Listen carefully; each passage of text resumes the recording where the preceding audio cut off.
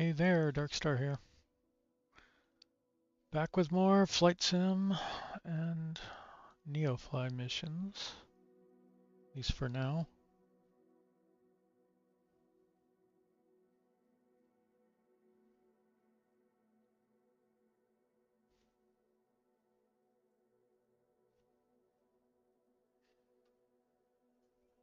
So I'll give maybe a few time for maybe somebody to join, who knows.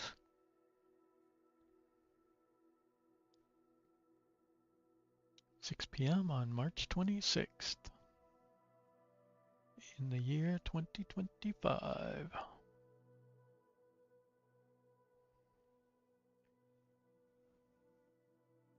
So I'm doing, I can't remember, Jackson's to back to Goroka.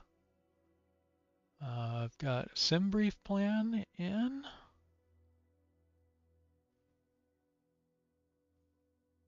I have imported that route into my flight plan, into the game flight planner. I was going to try to do 35 right, which doesn't have the RNAV approach. It's the smaller runway off to the side, 35 right, 4,000 feet, as opposed to the bigger runway.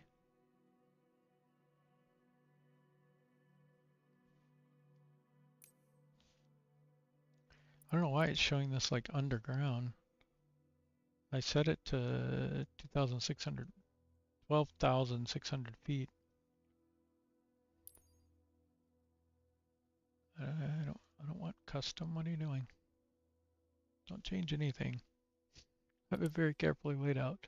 So we should be spawning in cold and dark. I know it's going to be a good day when my favorite pilot is working.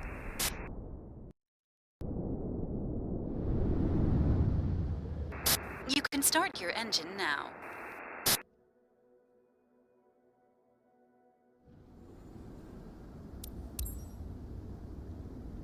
Of course, there's nothing to, man, that is terrible. There's nothing to pre-flight on this plane, unfortunately.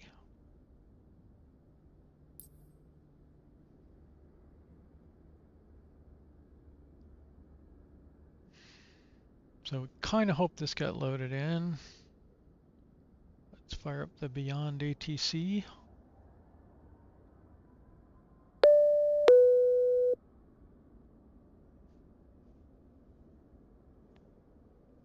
I don't think Beyond ATC will like my approach. I don't know what it's going to do with it. Beyond ATC connected. Loading Goroka. Slow.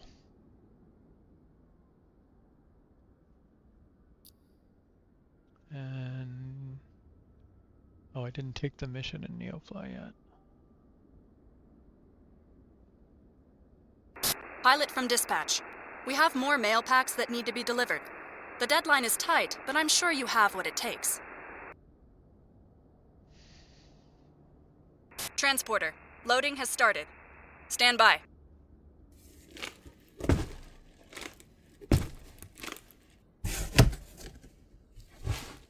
We can load in a few more pounds here.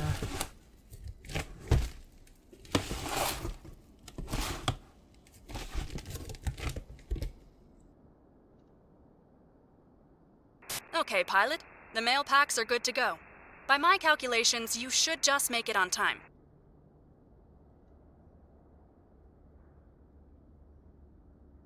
Oops.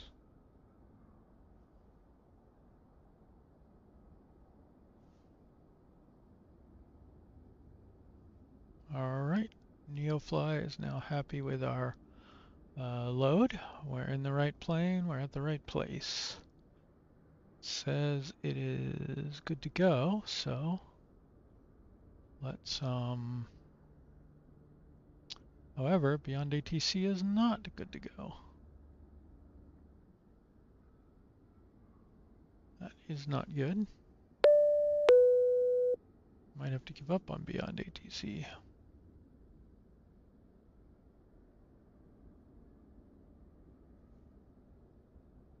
Beyond ATC connected. It is stuck at the same place it was.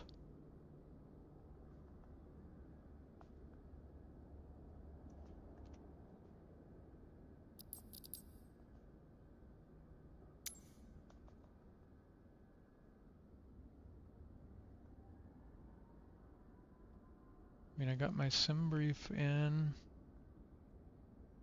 It sees it because it loaded AYPY and then got stuck either loading AYGA or whatever it does after loading that airport. But it's just stuck there. It's just hung loading airport.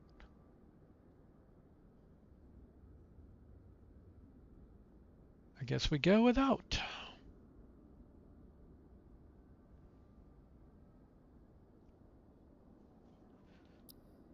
Alright, so the first thing we need to do here, should we do the checklist or should we just get things started? Let's see. So pre-flight the cabin. I don't want to go through all this and turn everything on and off. So we'll just say weight and balance is done. We don't have any passengers. Doors, cabin closed and secured. Okay, master switch on. And I've been given that a minute to come up before I switch on the avionics. I need to watch some videos on true Kodiak startup procedures.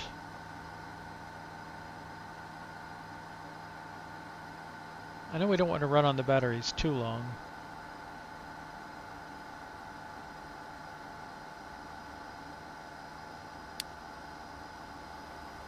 Okay. Avionics bus on, parking brake is set. I don't know why engine inlet is here. Maybe it's in case it's hot. Maybe you have to let it cool down. Fuel selectors, we don't want to forget those. Okay. Firewall shut off. Emergency power lever is normal. Power is at idle. Prop control is feathered. Fuel condition lever is cut off. Flaps are at 0. Circuit breakers are all good. No cabin heat. And we're good to go here. Okay, we're doing a battery start. I don't even know if this can connect to external power. But we have sufficient battery power. Got our beacon on.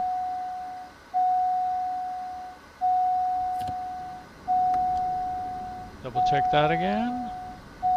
Yell out prop is clear. Or to clear the prop, I guess. Aux fuel pump standby on. Ignition on. And starter on.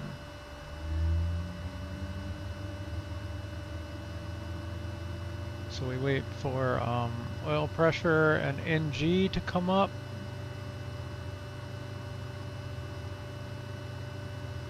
We introduce fuel. You're good to go. Contact the tower for clearance. Monitor ITT and NG. There we go. Then starter off. Ignition off. Aux fuel on standby.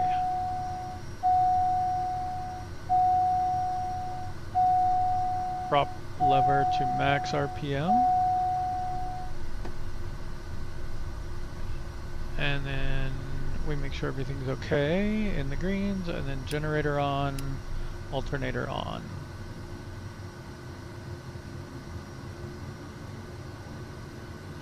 Lights can come on now.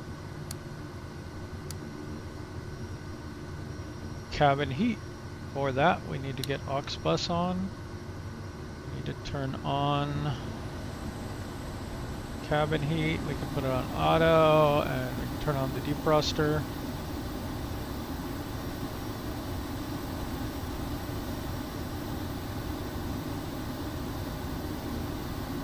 I don't know why it's saying it's -3 degrees in here when it is 27 degrees outside.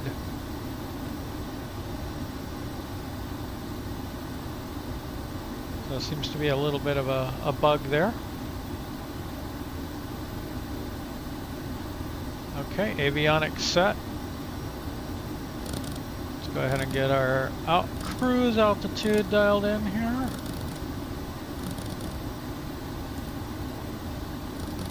Oh, this is just so slow.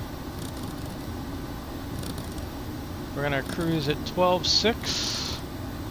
So we are gonna need to get our oxygen on.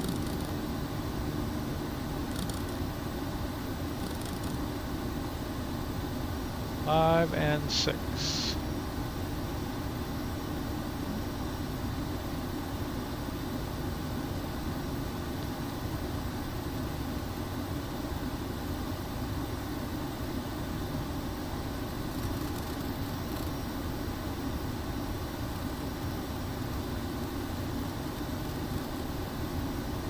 Ugh.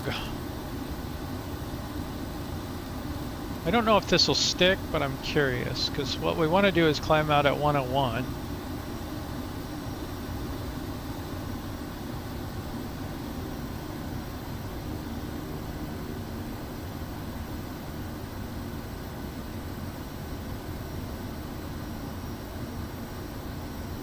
And then we're departing, I believe,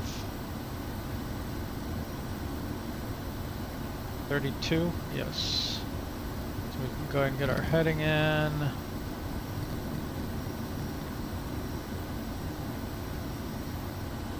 Good enough.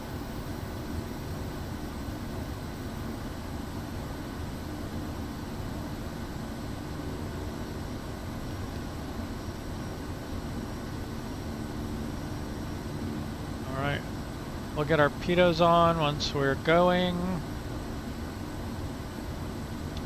Let's bring this up to high idle.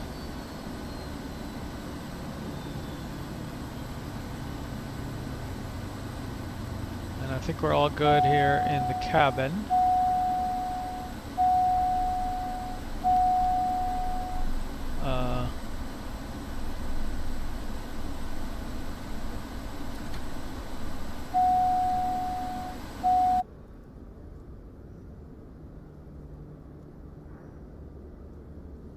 Why did our engine die?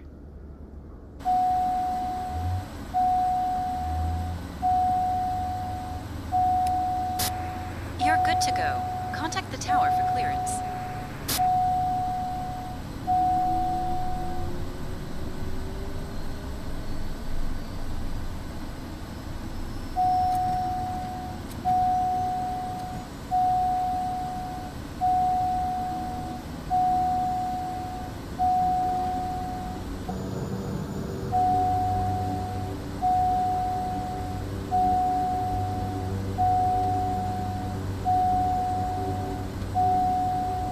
There are things about this plane I clearly do not understand yet.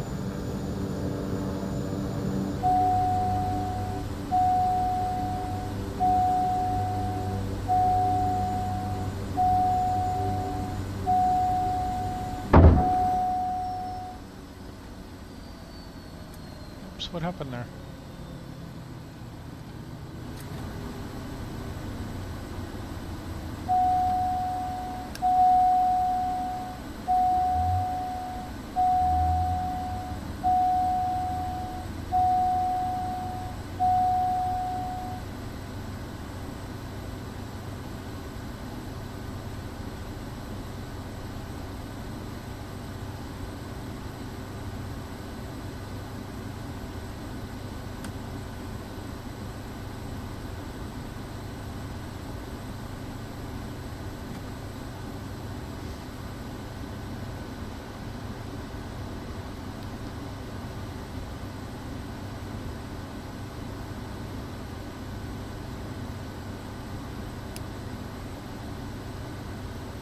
Why is it saying starter on?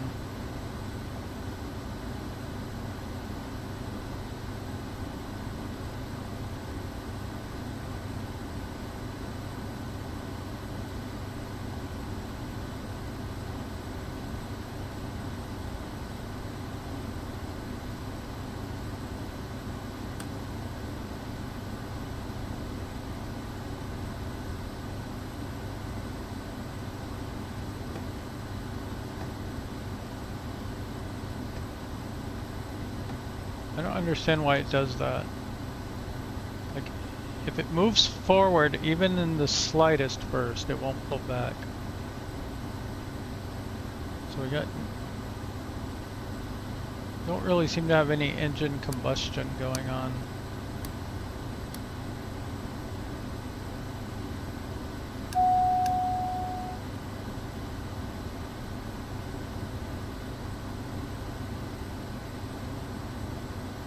Fuel cutoff should have cut it off.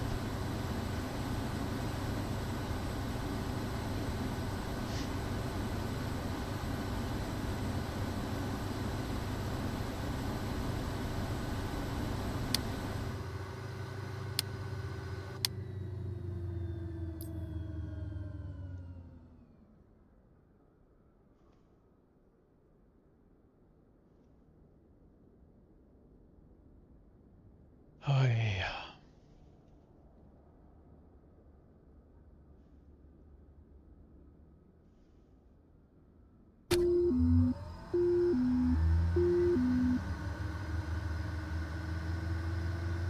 See, now why is the engine starting?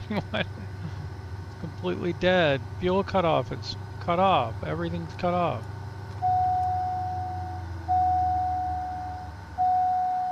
Should not be running.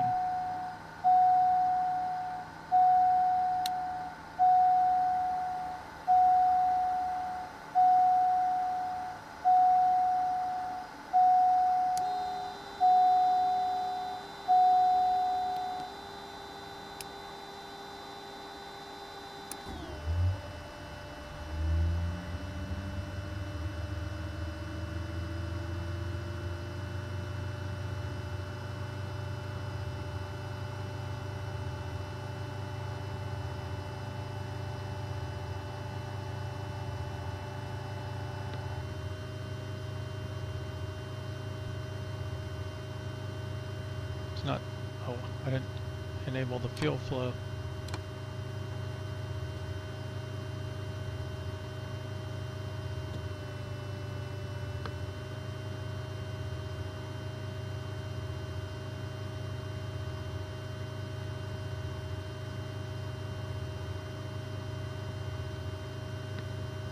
It's not really kicking on there.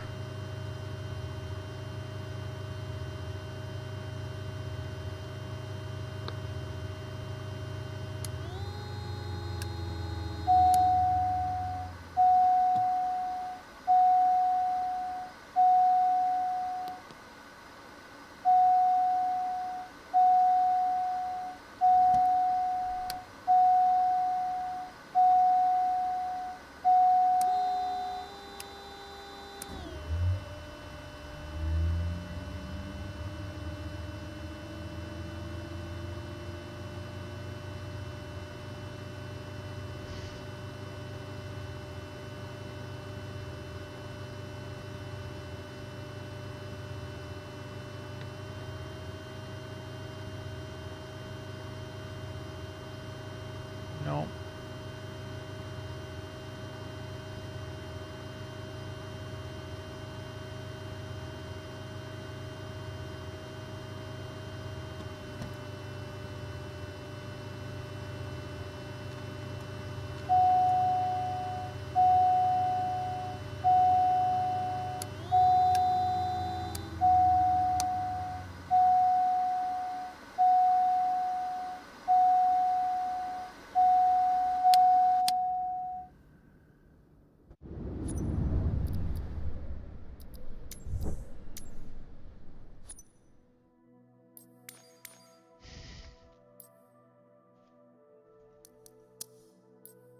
I might quit flying this plane. It is so annoying. Welcome back, Captain. It looks like the weather is perfect for flying.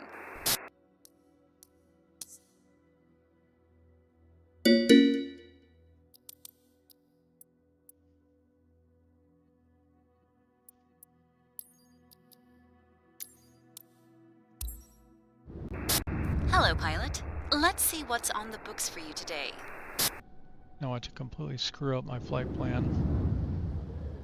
Transporter, You must deliver this package before the deadline. The earlier, the better. Port Moresby Tower, Dark Star Mike Whiskey Alpha Tree 11 Tree at Aircrew, runway Tree 2. we will load the Right, ready time for deliveries departure. as fast Straight as out we can to departure. get you on your way.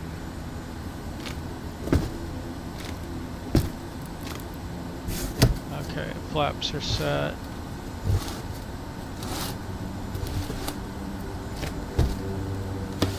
Got no flight plan.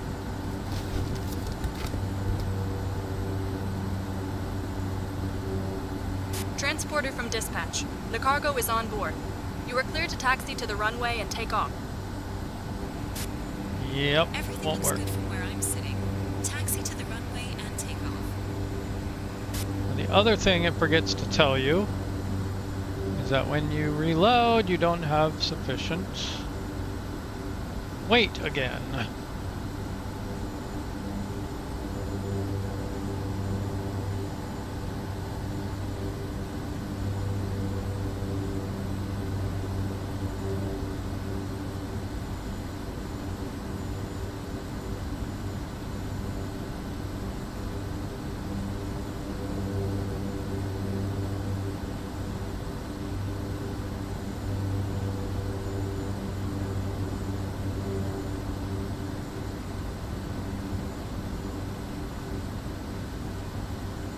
Okay, so now weight is sufficient for our Neofly mission.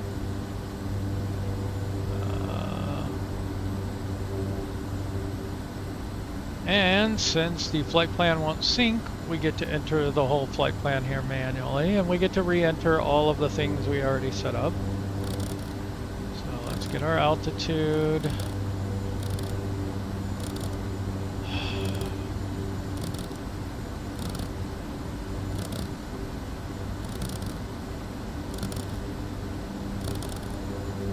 I don't know, the bugs are starting to weigh on me.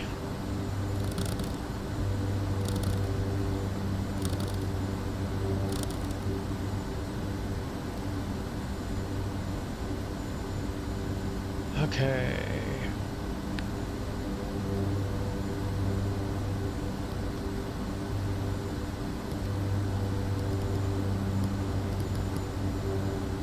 Oh, I think the little keyboard thing does work now. Yes. Oh my goodness, that's so much better.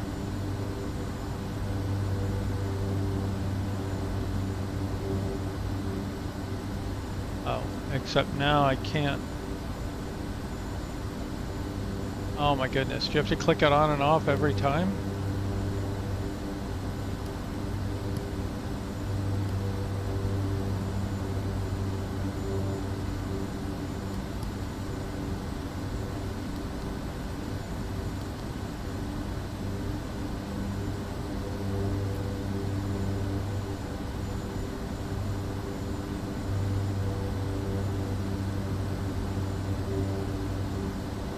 Okay, well, let's go ahead and get the destination in.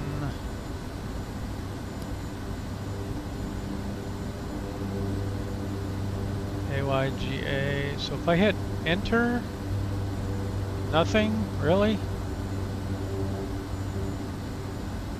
That's annoying.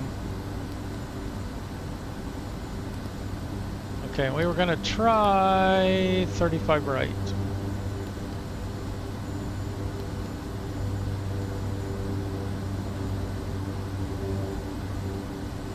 I think.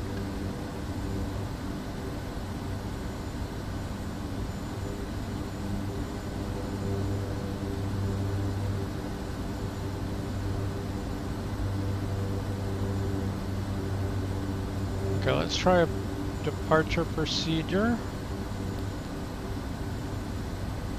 And it says it's STARF 1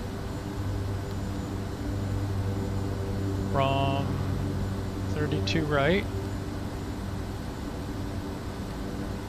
Okay, we can load that. And then we can try an arrival procedure. Nope.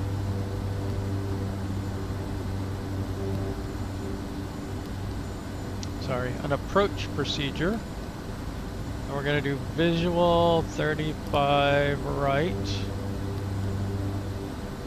straight in.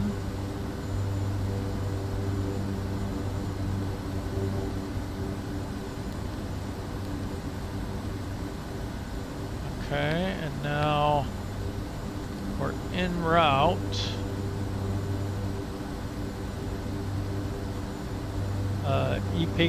EPKED, I guess? There's STARF. EPKED.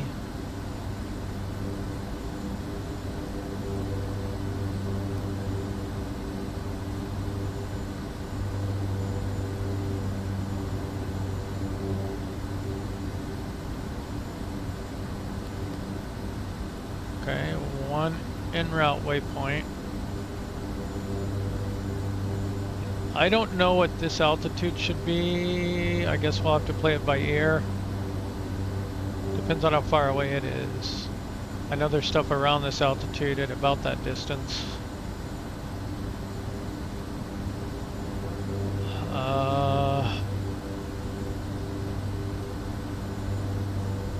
Okay, I think that looks pretty good, right?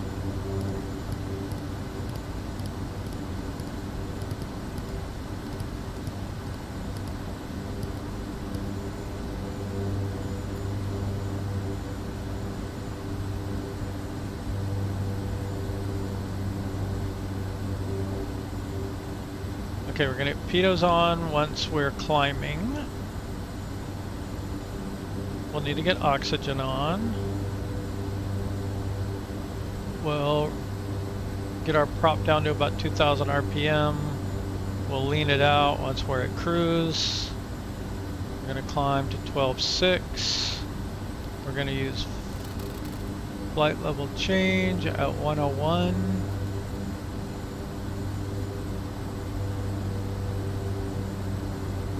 I'm going to try to reduce bank angles, and we're going to set current runway heading.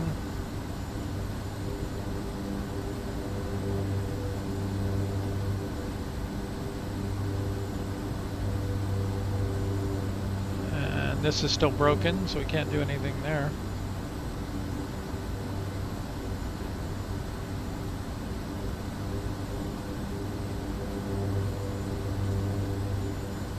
Alright, brakes are good.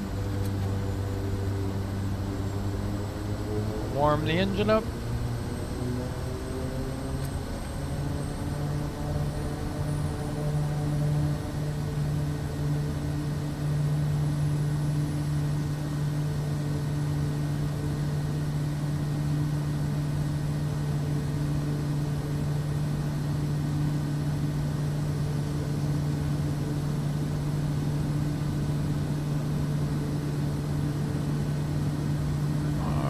Let's rotate.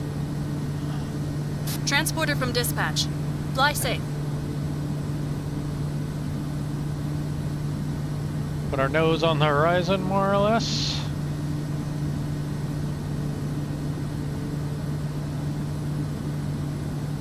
Okay. Gonna get first notch of flaps up. Trim the plane again.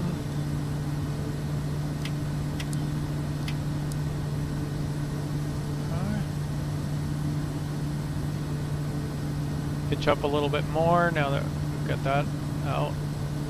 Then we're going to get our second notch of flaps up.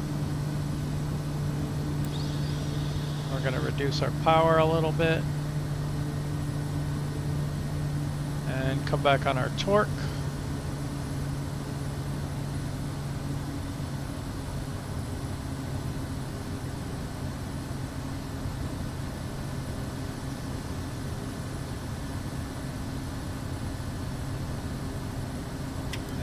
Get the plane trimmed out. We want to be climbing at about 101 here.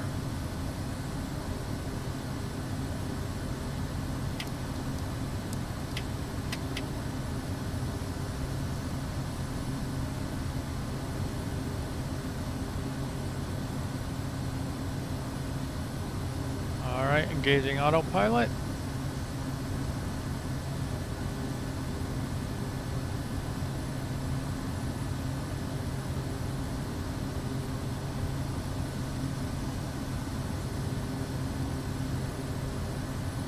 I'm gonna go a little bit left so we get on our route here manually first. Low crosswinds, so we don't need much.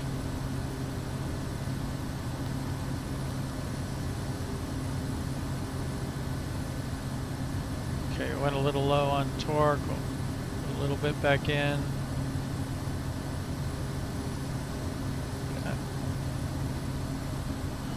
Can add a little bit more power.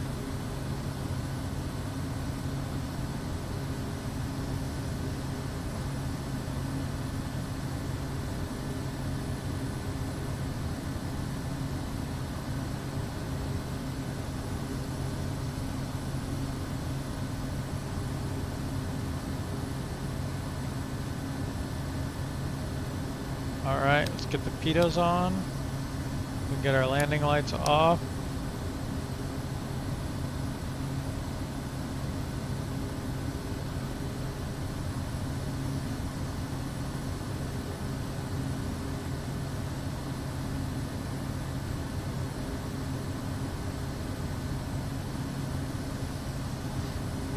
We are on live weather, right?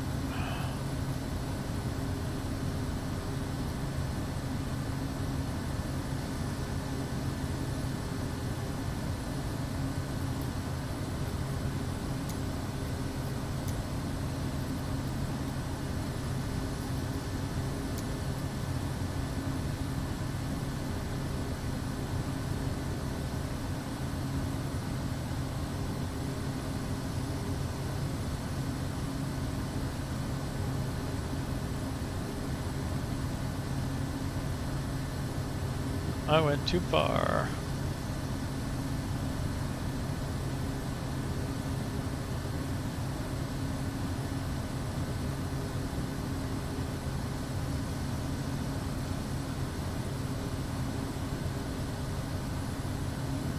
Let's get the yaw dampener on.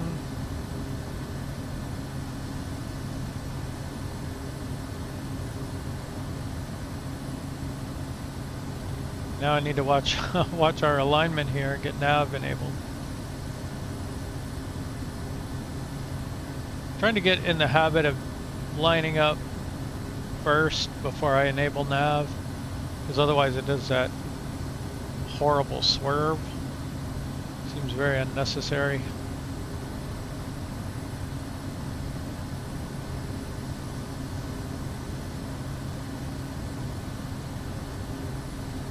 Alright, there we go.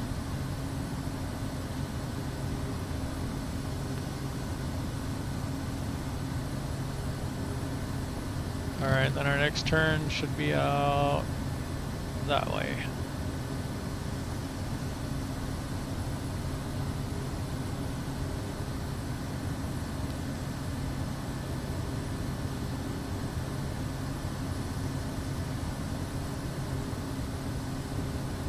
About 289, yep.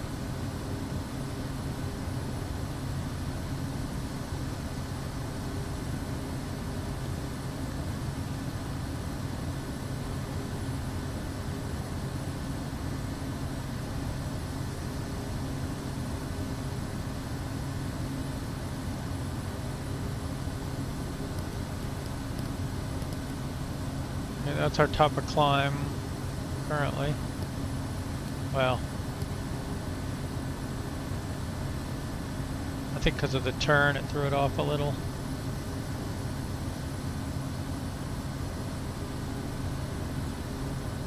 There we go.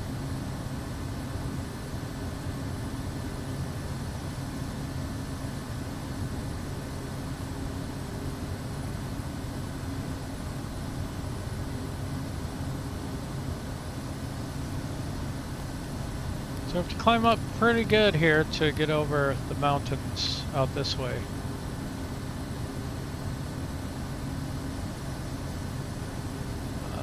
We have plenty of time now, so let's not work so hard to climb anymore.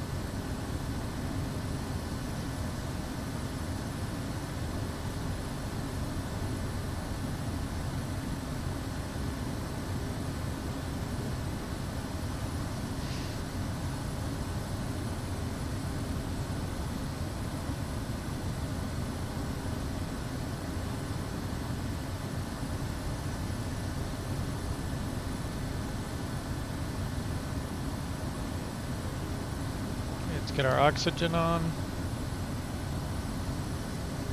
I did a flight earlier where it was kind of a longer flight, and it definitely uses up the oxygen. So you only have a certain amount of time.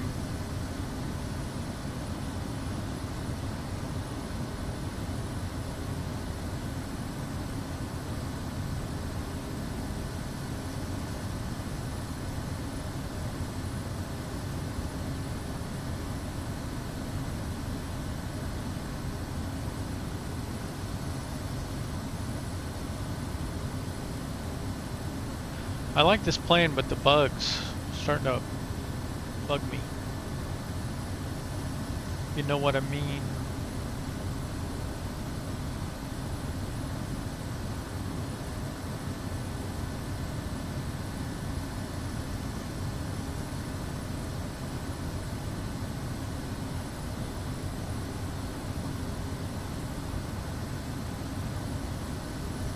I wonder when YouTube's gonna ban me from streaming and filling up their discs when nobody watches.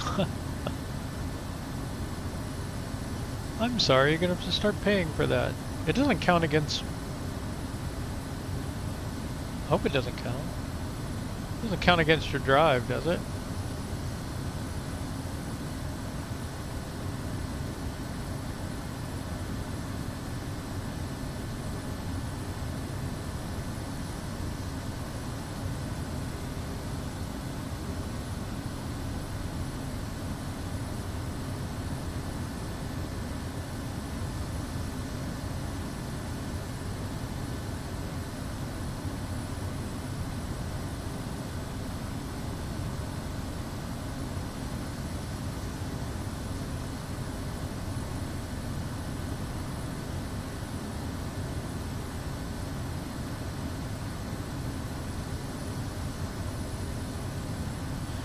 Individual video cannot be more than 12 hours or 256 gig, according to this.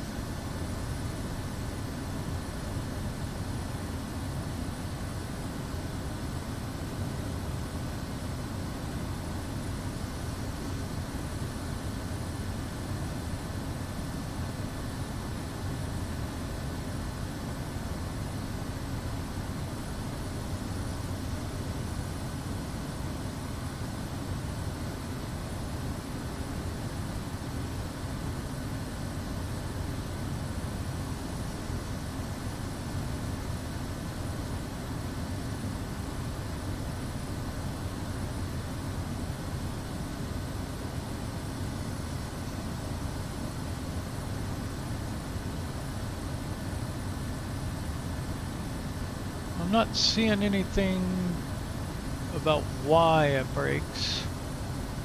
Just that it breaks. That I already know.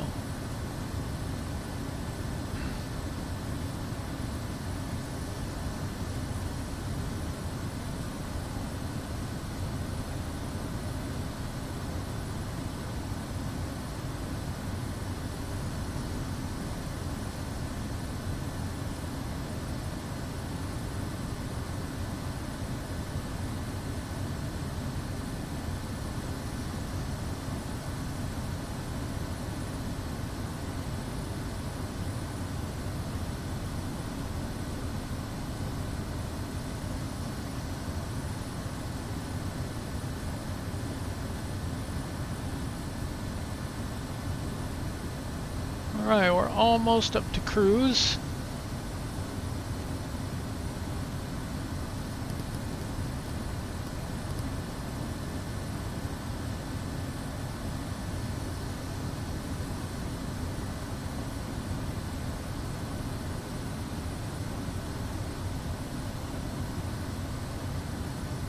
See if we can expedite the climb.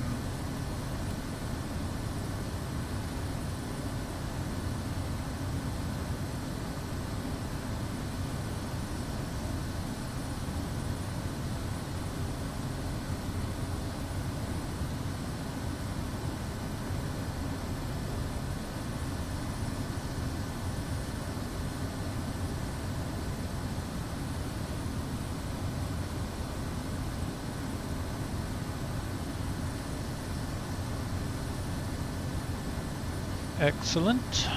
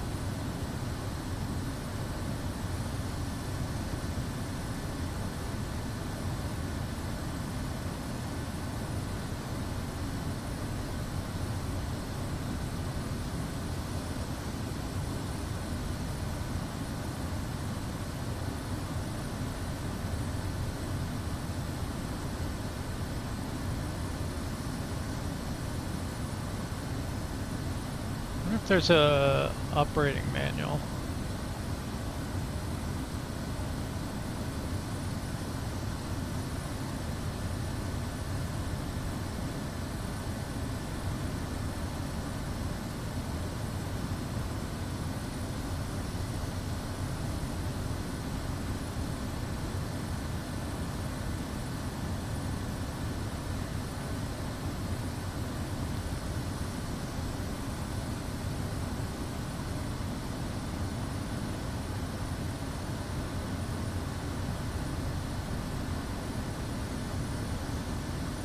Okay, we're 1 hour total en route time, 27 minutes to Epked,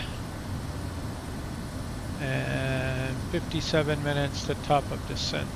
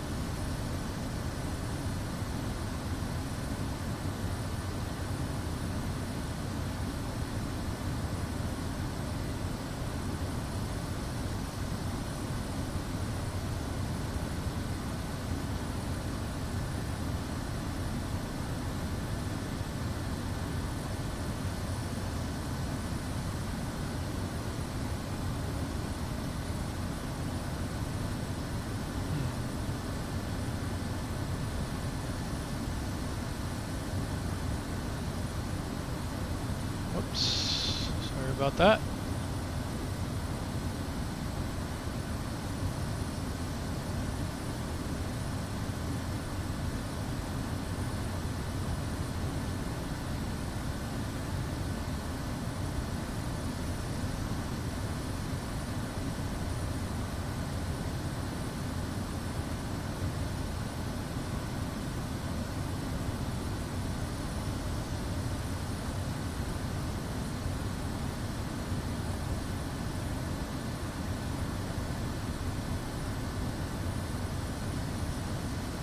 I can never remember the name of these folders here. Microsoft Flight Sim. Packages, there it is. Community. Nope, I bet it's not there. Official 2020 maybe? Nope. Official 2024? What?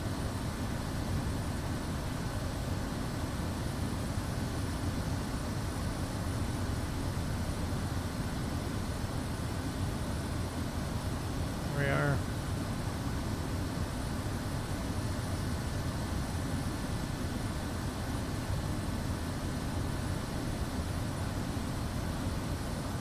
Huh.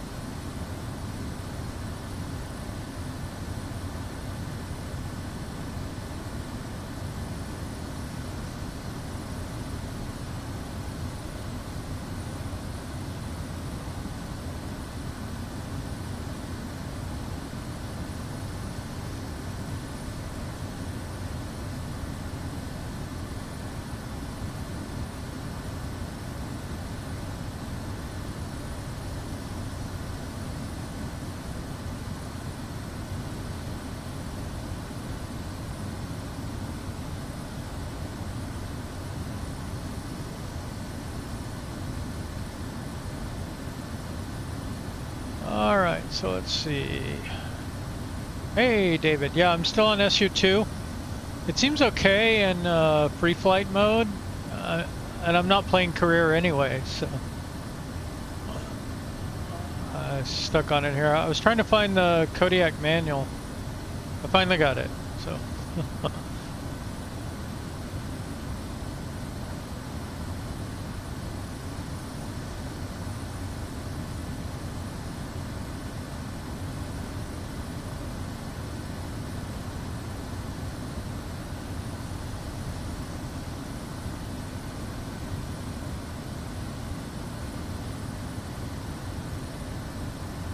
You playing for a while? I'm gonna turn down the volume. I like to fly with it really loud when nothing else is going on.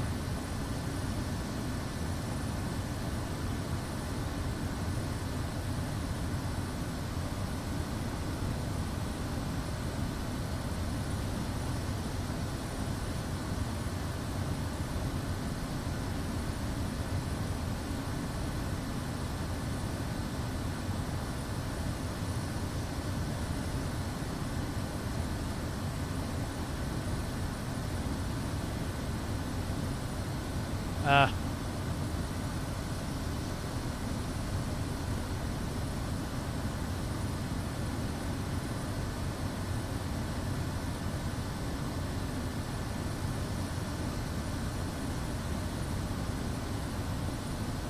Was it hard to go back? Did I have to re-download the whole thing and reinstall, or?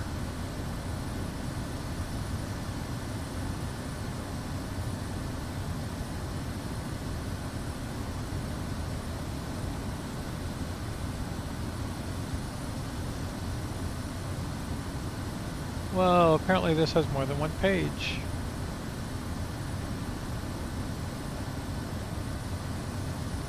Hey, look at that.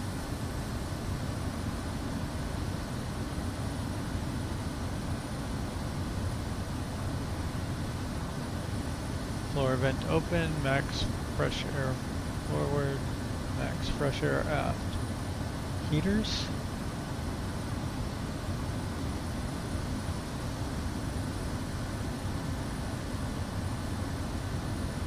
On and off for pilot, on and off for passengers, auto.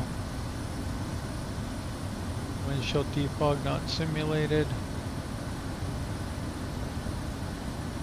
Air conditioning mode on or off.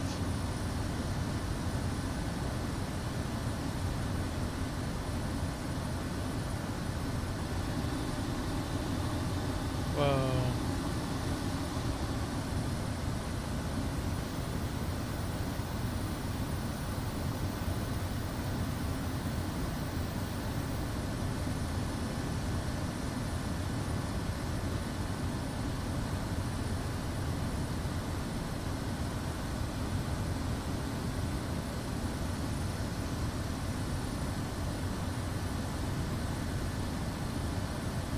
Huh.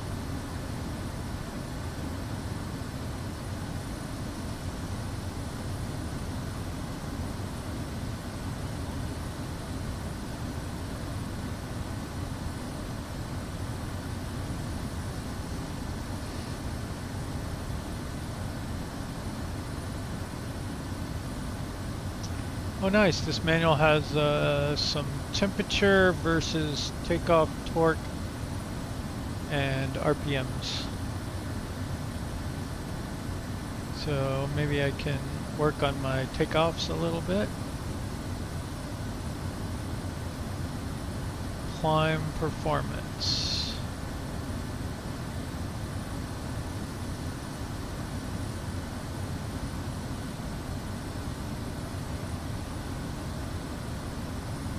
Now what is it giving me these numbers in?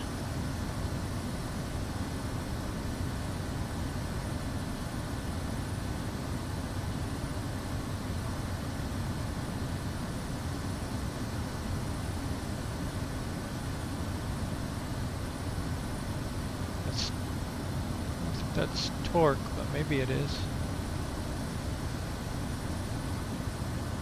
Let's see. En route climb performance, cruise performance.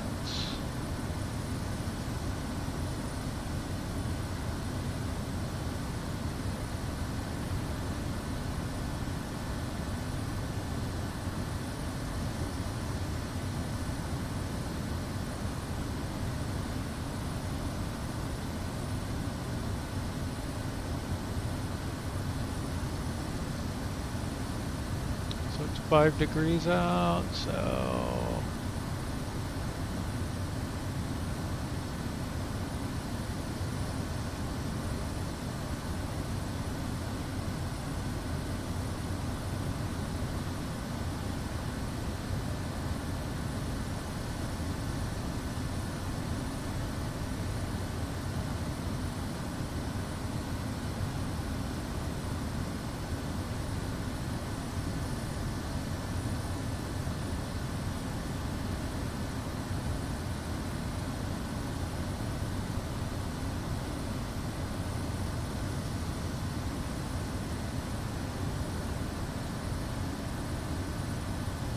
according to this, we could be a little higher on the torque.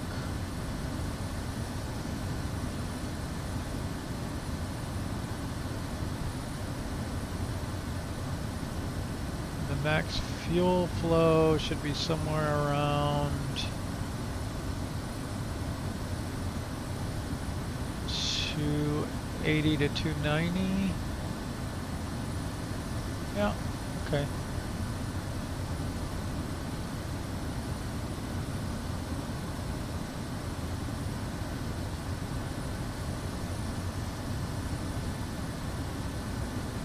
Oh, no, I'm wrong. I'm wrong on the torque.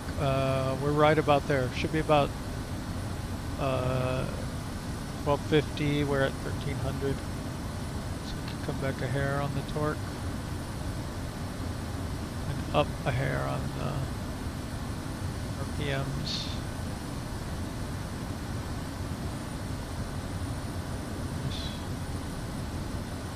Too low.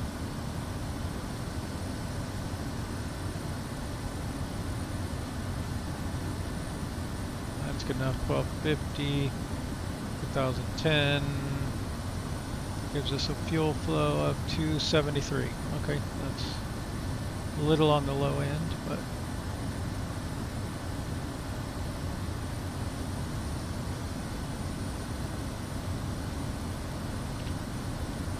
so it's pretty close. Just guessing.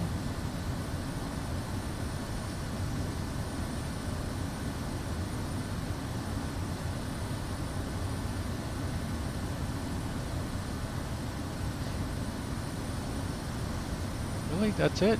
You don't even...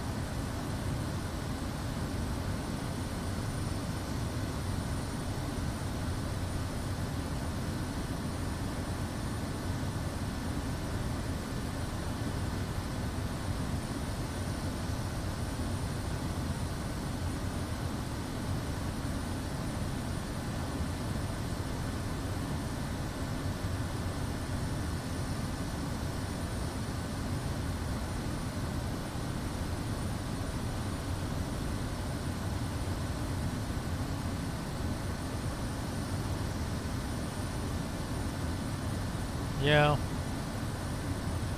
I hear ya.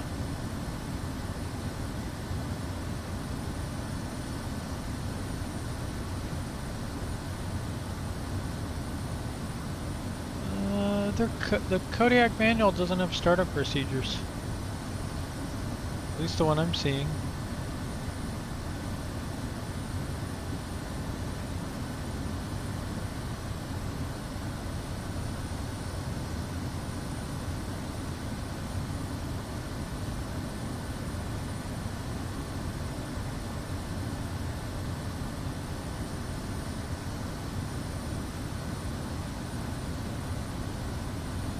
I wonder if airplanes can export into the EFB. Like, it'd be nice to have a per plane manual or whatever. I mean, I know the checklists go here, but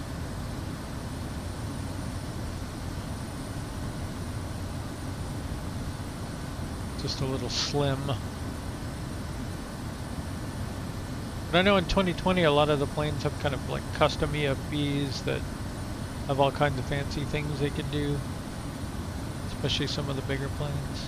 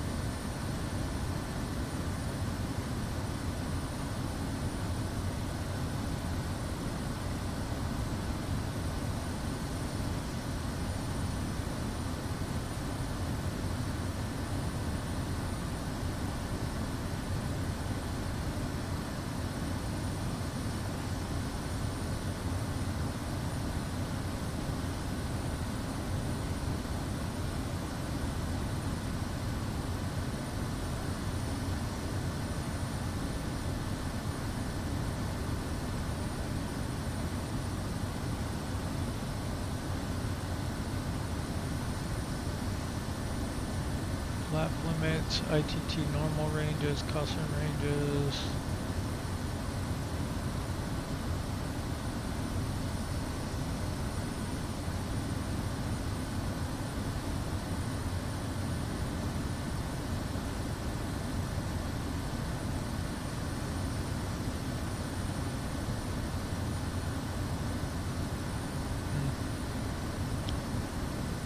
Well, I was hoping for a little bit more detail on the startup procedure since it blows up if you do it wrong.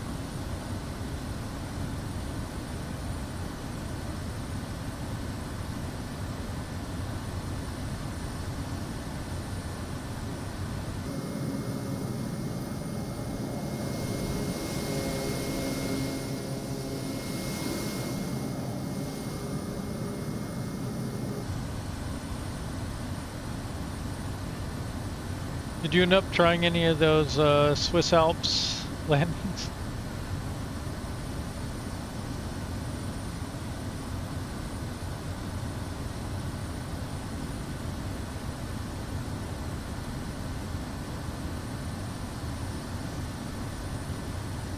I'll post one in here. Copy link address. So I ended up doing another one. I did a little better that time. Still not highly skilled. Little sketchy.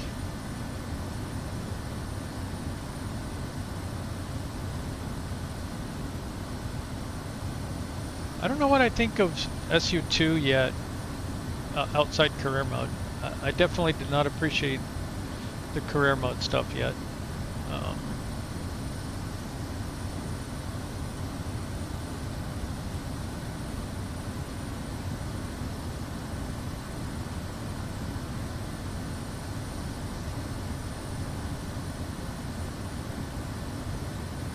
Maybe in a week or two they'll get some of the other missions back and some of the planes.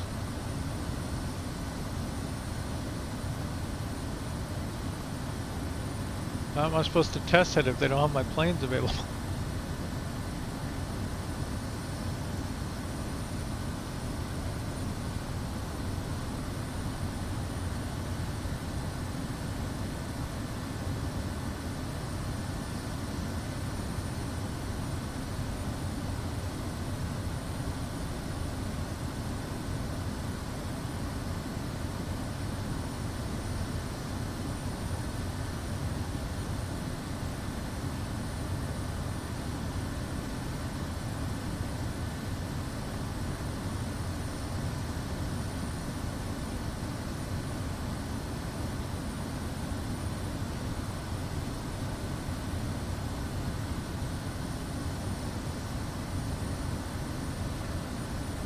So where do you think I should set up home base next? Should I kind of feel like I've flown a lot of the Papua New Guinea places. I might do a couple more short missions to some of the small airports.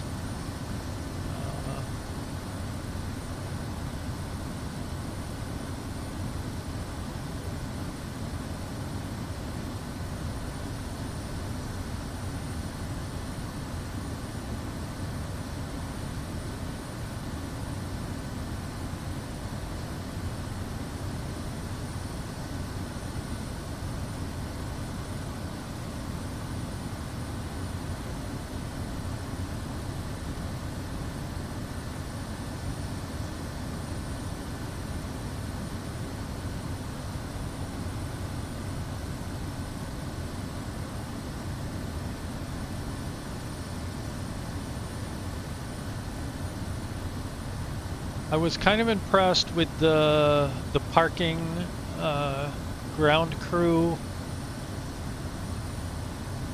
addition, where they were doing the marshalling signals to tell you to move forward and then stop and then cut off your engine. That was kind of cool. But would I have done that before I fixed career throwing your 737 up into the sky, or not completing the missions properly? No.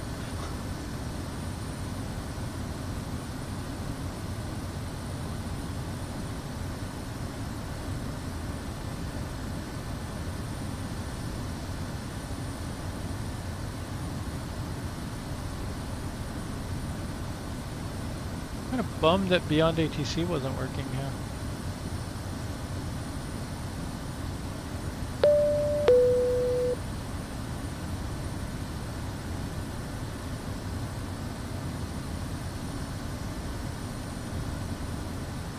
Beyond ATC connected.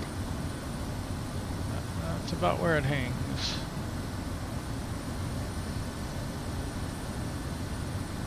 Oops.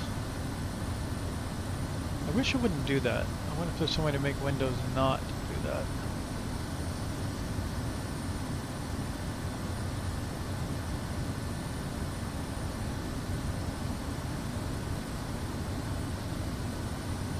Beyond ATC log.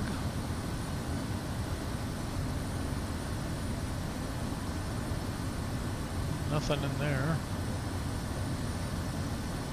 There's player log, but I don't think that's going to contain anything useful.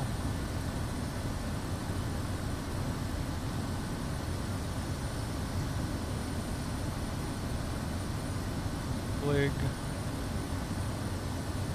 Nope.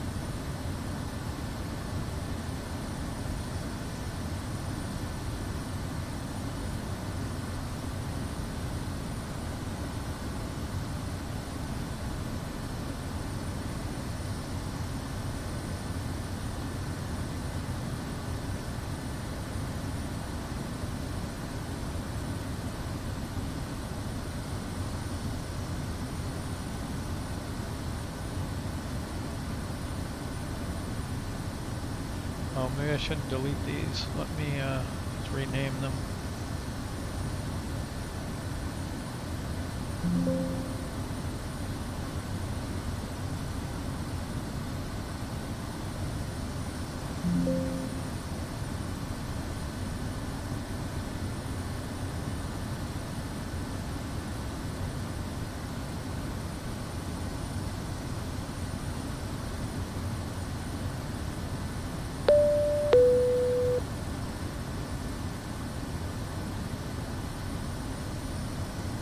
Could check out the Baltic Sea area. Beyond ATC connected.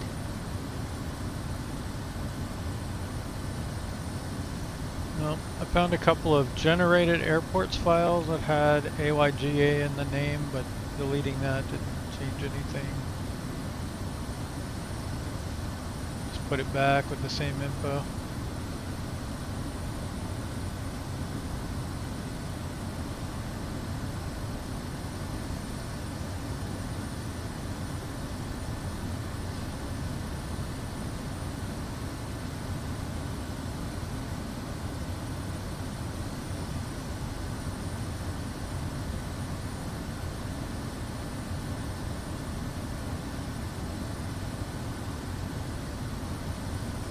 I could look at Event Manager. Sorry, Event Viewer.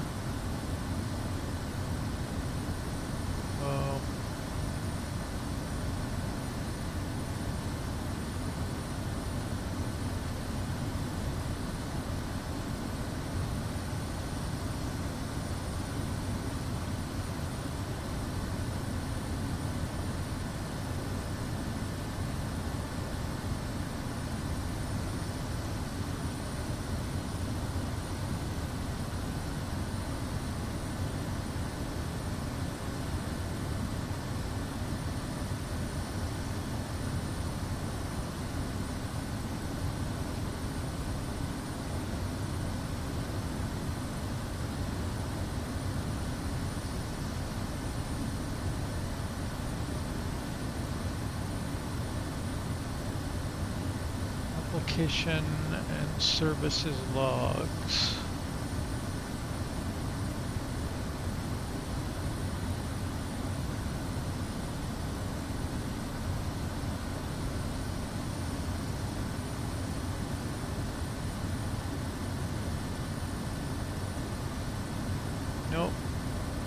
seeing anything.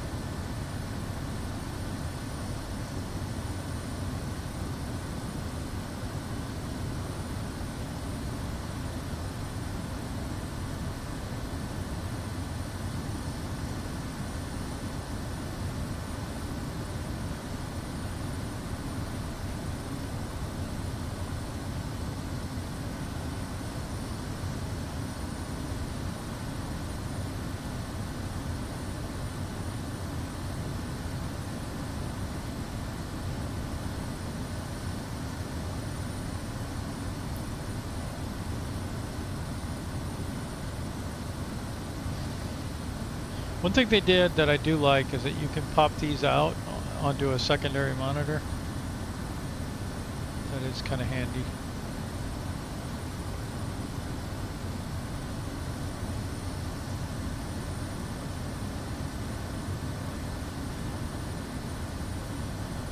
Except it does this.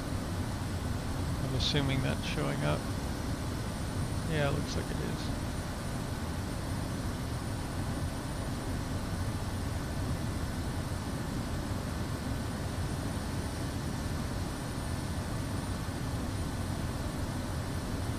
Everything is running smooth for now.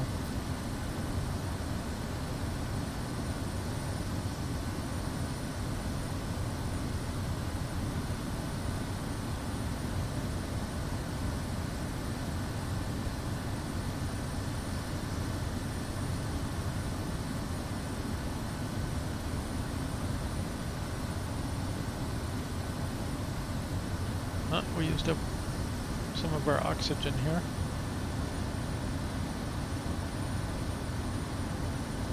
So it looks like we used up 400 psi. And it's probably been about 45 minutes. No, I paid for it. Yeah. SimWorks Studios.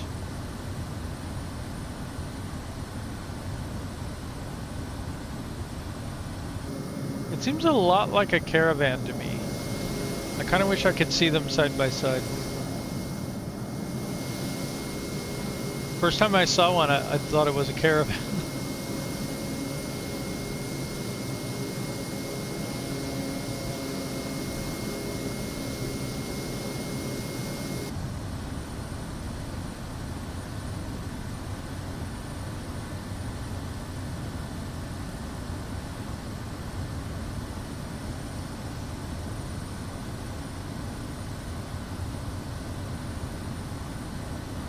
I mean, technically I paid for all the planes.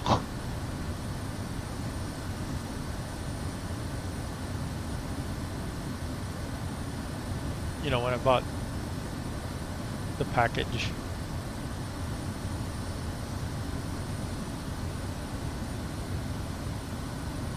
Looks shorter.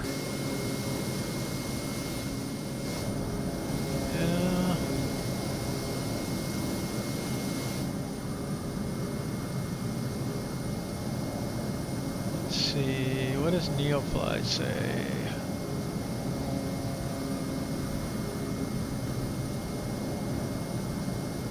I can't remember what it's called.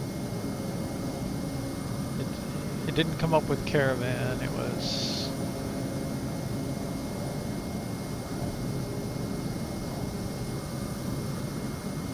There.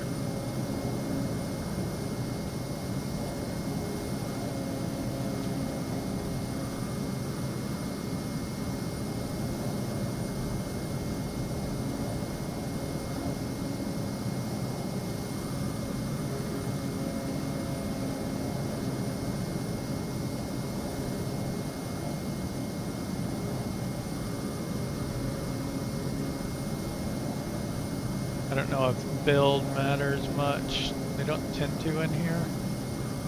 Yeah, not really. Okay, so 234 pounds of fuel, 964 nautical mile range, 3447 pounds for useful load, and 195 knots airspeed, and 13 passengers. So yeah, that's I think a little bigger and a little faster. And then the Kodiak.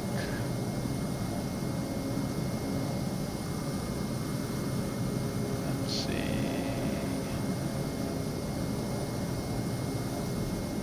So a tiny bit more fuel. Under 100 pounds though. And a corresponding increase in range.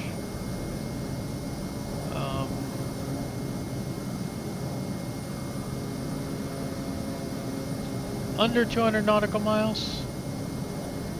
Not a whole lot.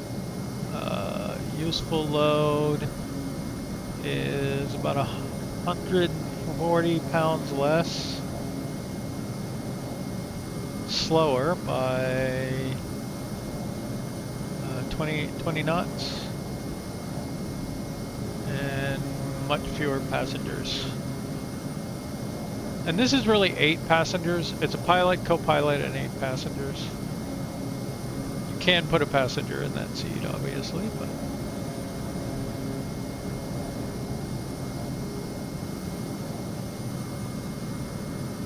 and then the Caravan was 12 passengers, so 4 extra passengers, so it'd almost have to be longer.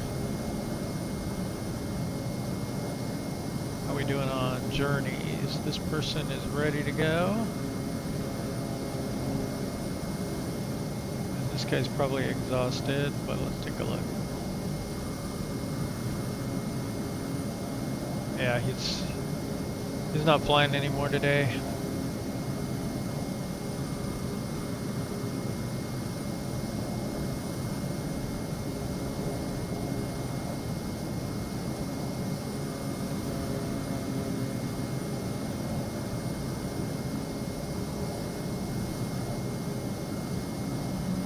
Sure this is sorted right.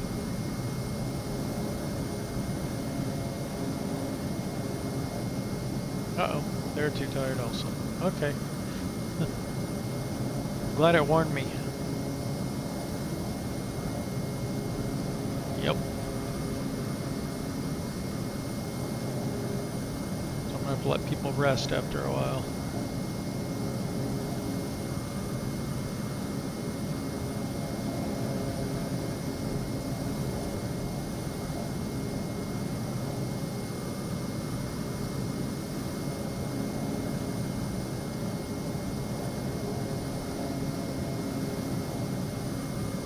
I just kind of keep it open all day and send them off on little missions.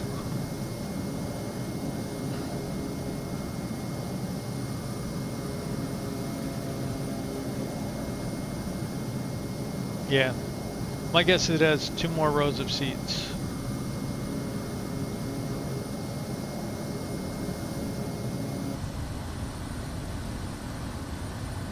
Whoa,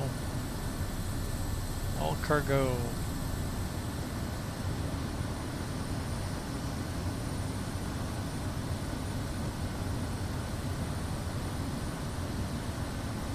okay on fuel. We are 20 minutes.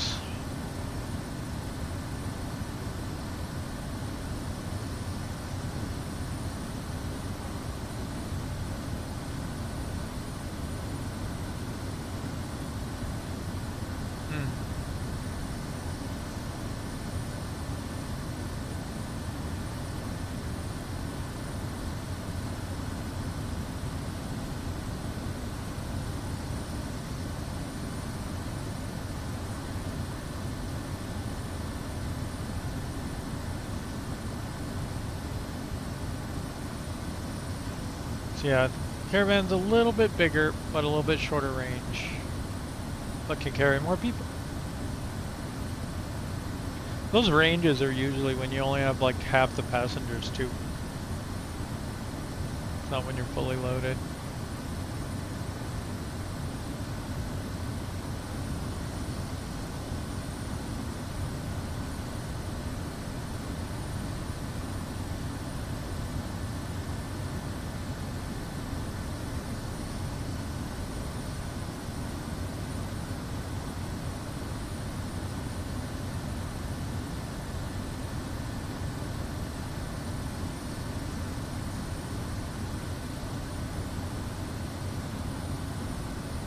Yeah, 8 feet longer, that's pretty significant.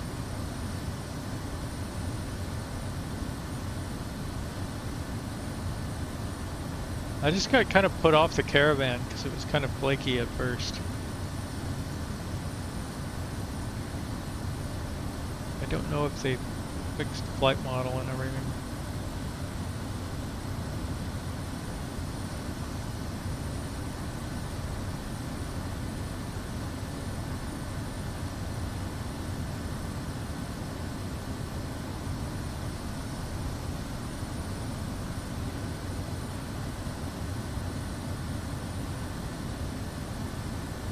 I think I want to get more NPC pilots flying around now.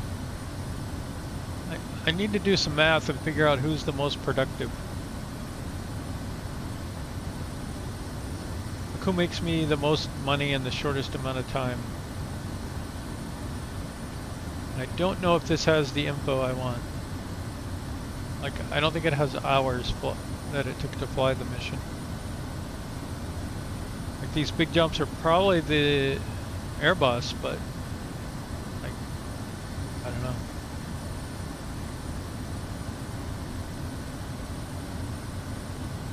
Hourly matters. Or should I get more longitudes? Should I get more Airbuses? I don't think I should get more of anything else.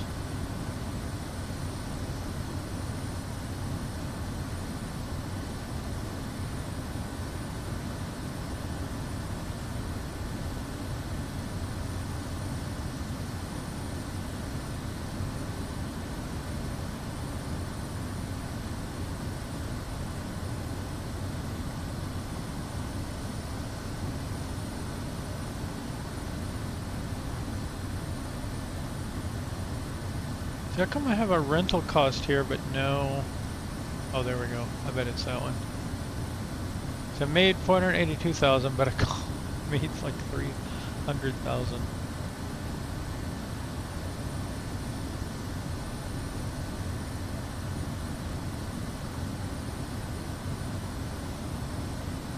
And I can look at these ones. These tell me a little bit more.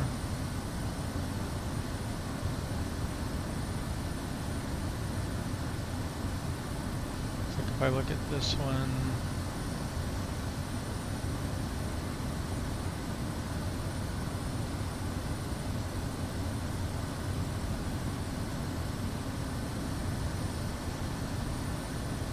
yeah, so 312, almost 313,000 for rental fees. I need to get out of this rental business.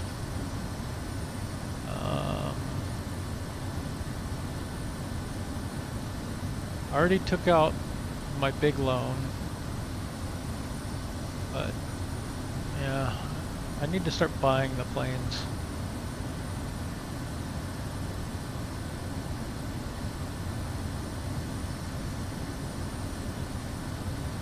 like, let's look at the longitude missions.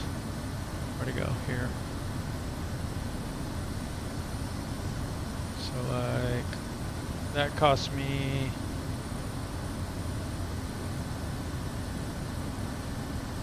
$14,000 in fees, and I made $50,000.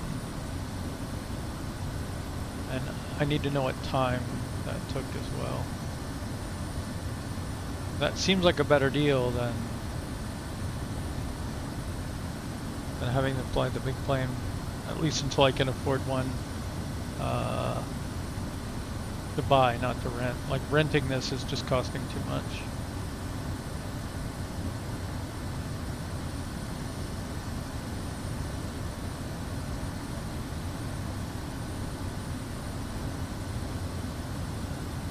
But to buy one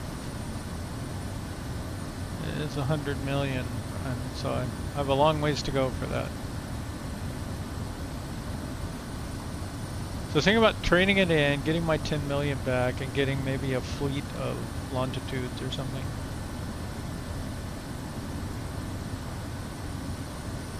Maybe even PC-24s. What do they cost? Let's see, let's look at.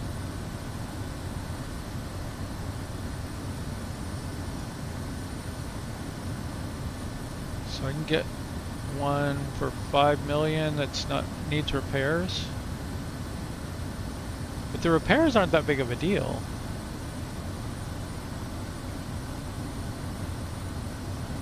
Like, I don't know if you've looked at that, but it almost doesn't make sense to, like, I don't even think it would cost me this much to completely repair the whole thing.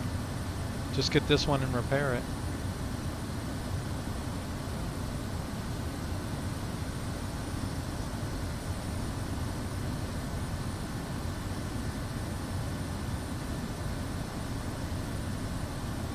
So let's see, it has a 2,000 nautical mile range and a 2,500 pound payload versus the longitude. Oh, and 7 passengers, whereas this can carry 2 more and has a longer range and more payload, but like costs twice as much, right?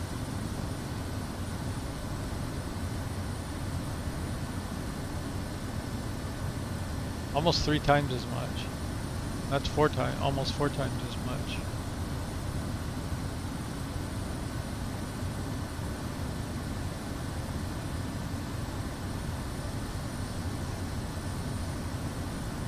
So I don't know.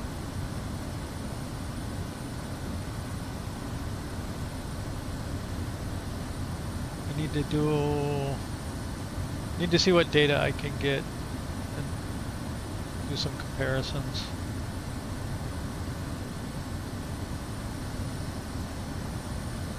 Okay, so we are 10 minutes, 11 minutes.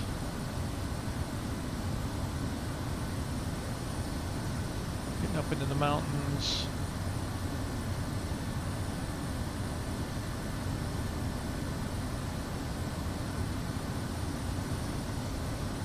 Let's go and get set up.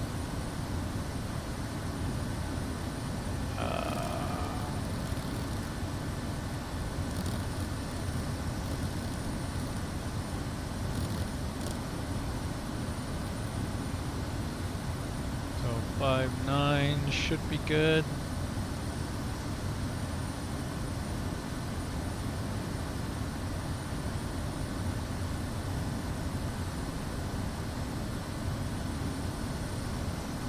Which one's that?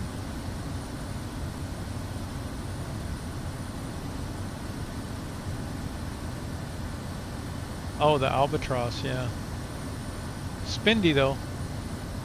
I mean, huge payload, right? Not so much range.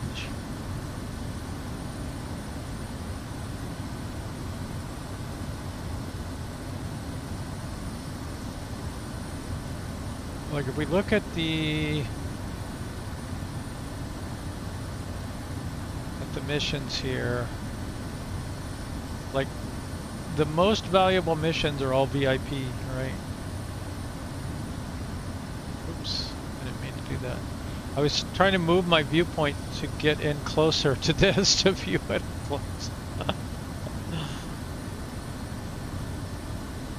Long range version. Okay. But I mean, I'm just thinking like VIP pays the most, passengers, like, and then cargo kind of starts getting mixed in. So I'm thinking I want to focus on VIPs.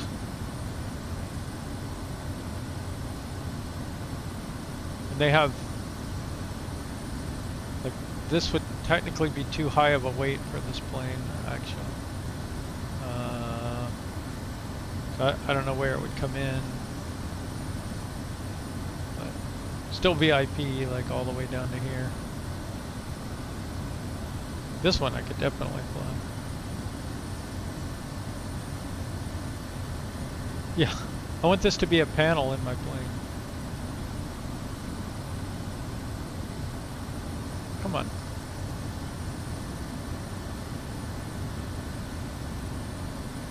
All my poor pilots are too tired to fly.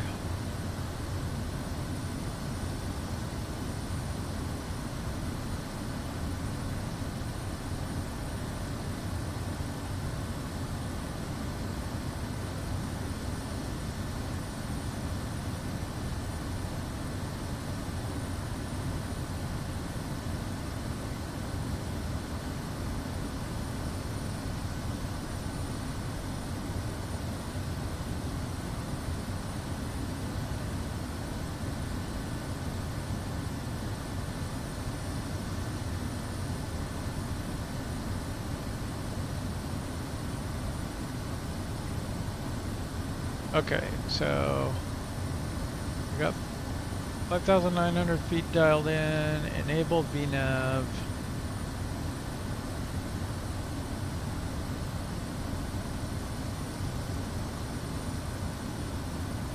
And away we go. I'll probably reduce power just a little bit, but I'll let it pick up speed. We're nowhere near max cruise.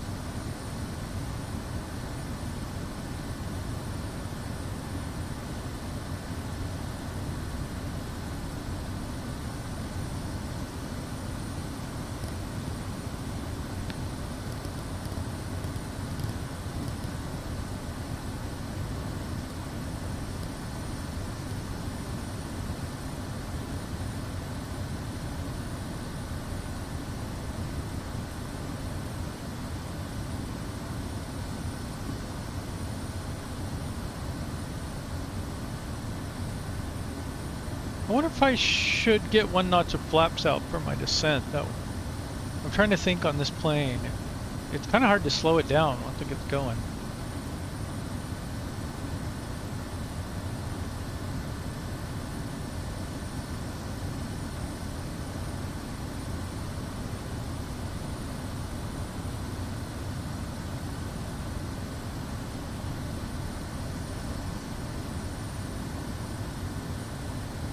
Managing our power to be under 138, I believe. Yep.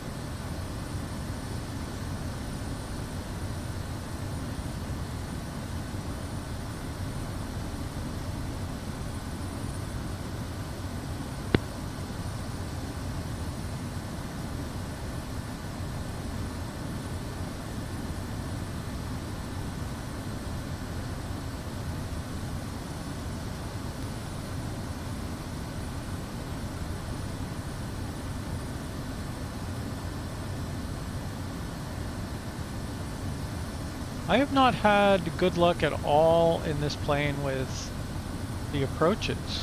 And I'm starting to think it's not just I'm messing things up.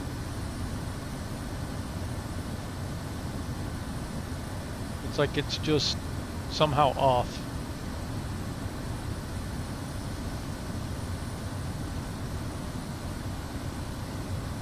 We'll see on this one, but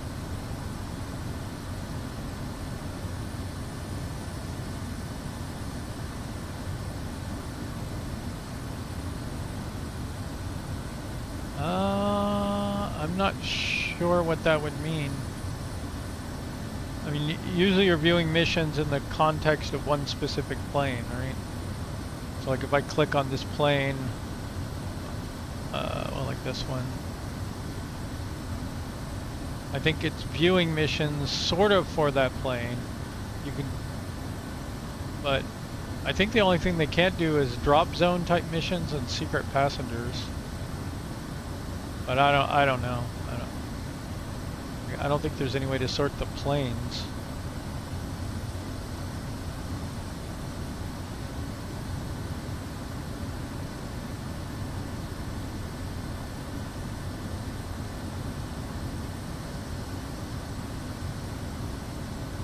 Oh, we lost another dot of oxygen here.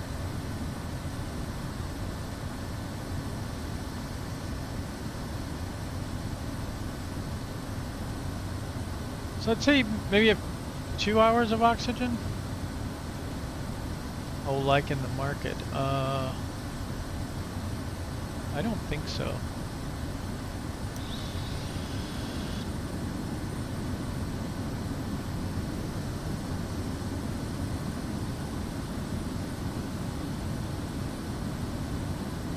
Let's see what we can see.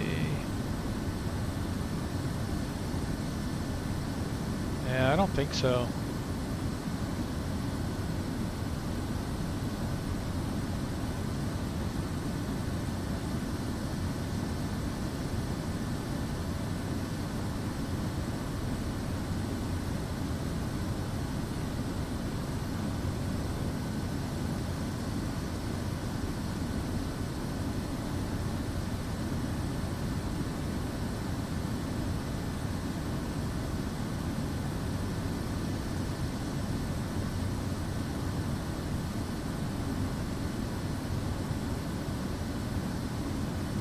We get an audible chime when we get to 1 minute from this end.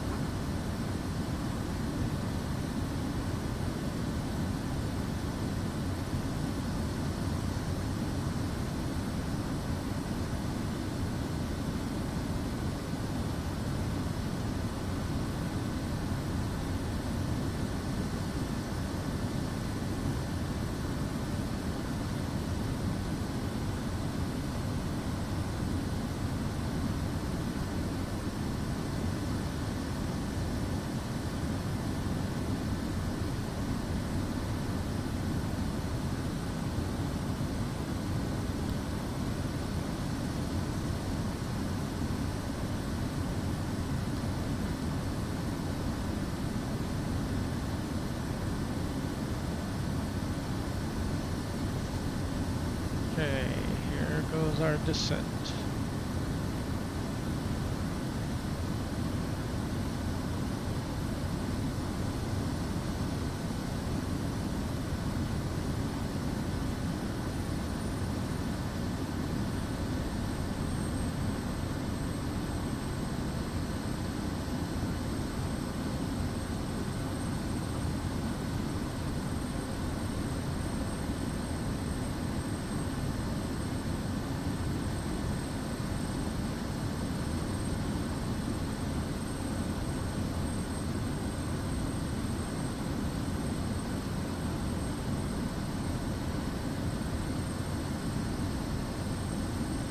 Still aren't working. I'll just use Comet as a barometer.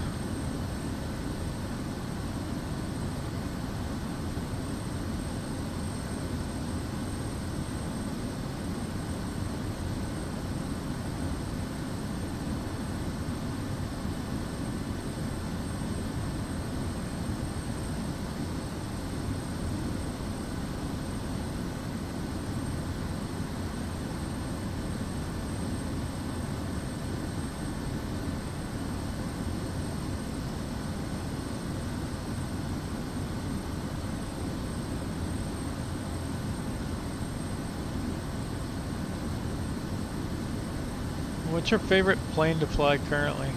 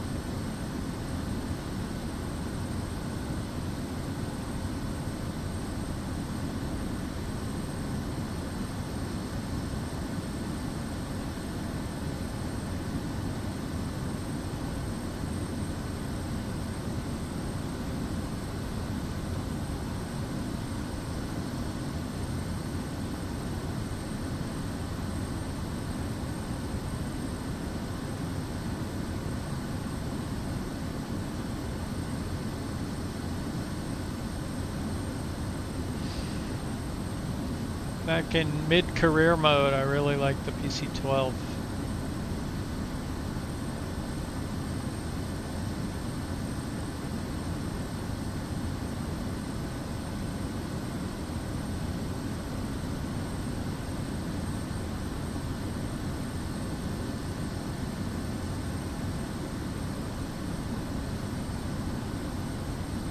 Took a little getting used to, though.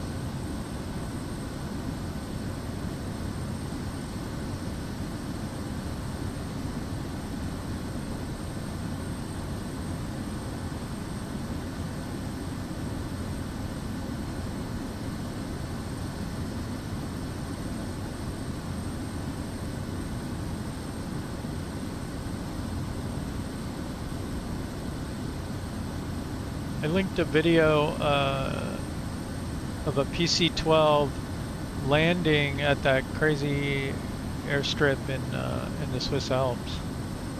I was a little surprised a PC-12 could land there.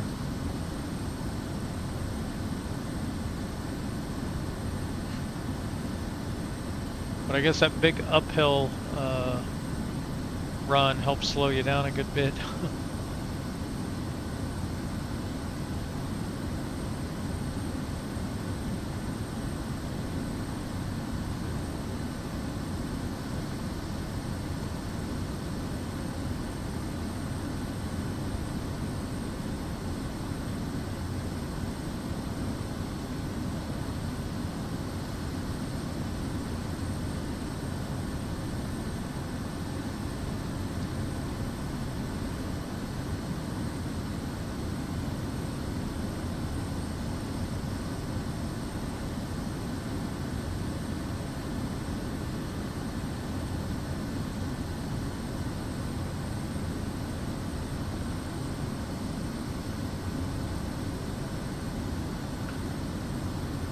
But I got pretty comfortable in the PC-24. Oops. A little fast there.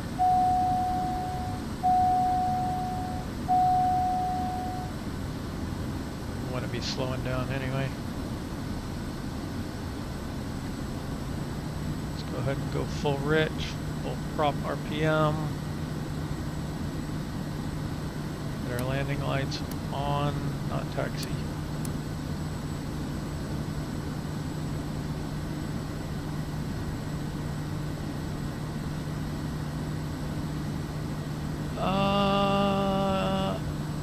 It sort of did in career mode. I don't know if that affects free fly, but it did put a ceiling on how high you could go and not die in career mode.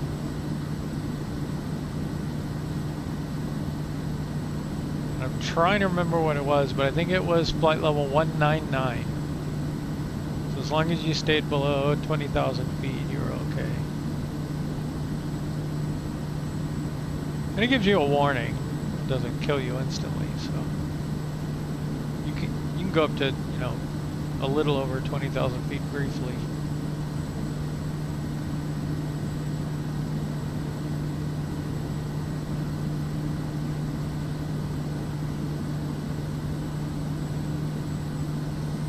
It's doing this to me again. Why are you doing this?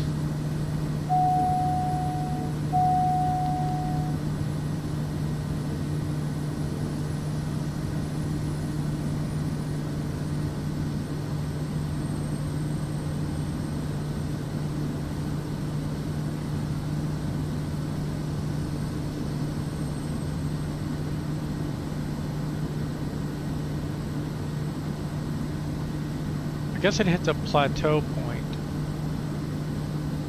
or something, but it pulls the nose up and starts stalling.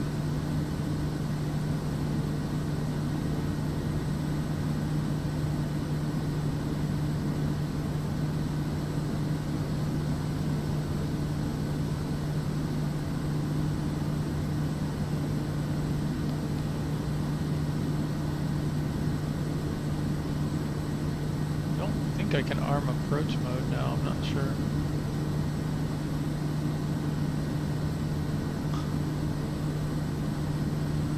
I got pretty handy with the Honeywell though. There are some things about it I definitely like.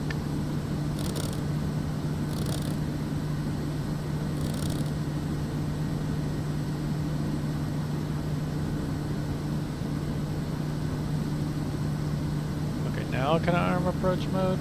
Yes, finally, thank you.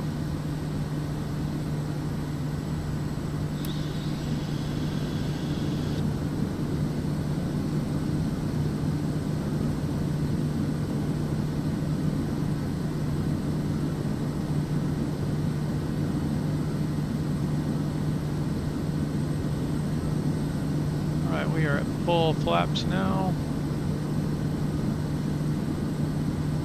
Trying a approach on 35 right this time, the little one.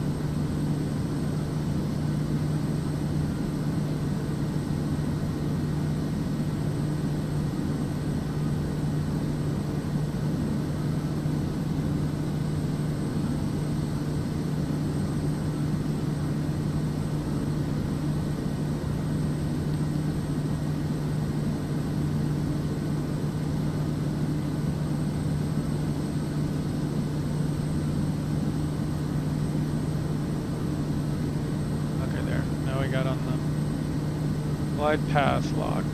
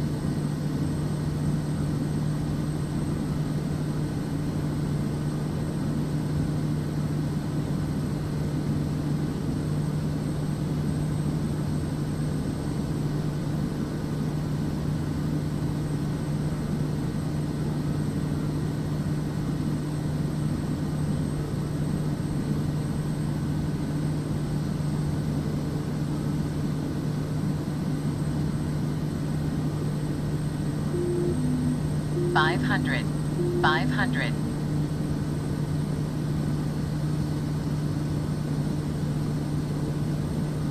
Started to brake for the other runway, I think.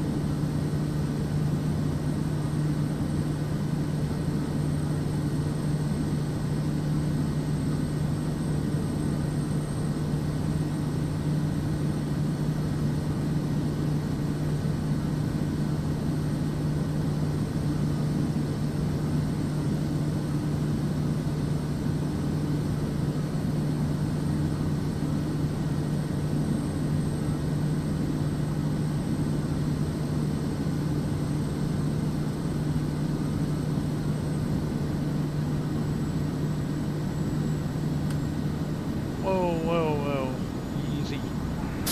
That was a harder landing than we like to see, pilot. Contact ground for your parking assignment, then shut down your engine. What happened? Okay.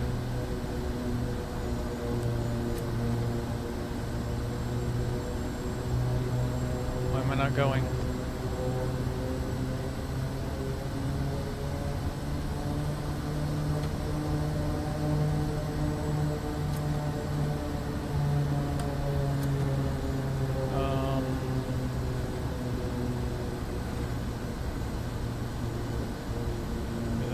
Parking brake on?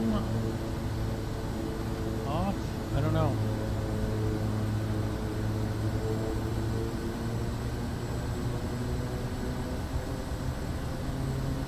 I think I accidentally hit the parking brake.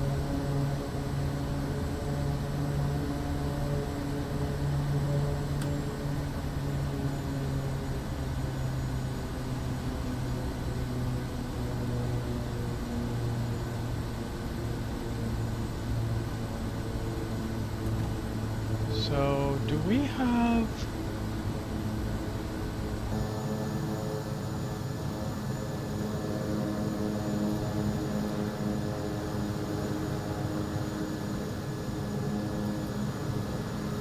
Garoka traffic. Dark Star Mike Whiskey Alpha Tree 11 Tree is clear of the runway.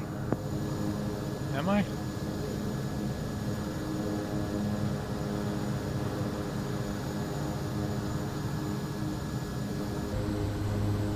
Where's my...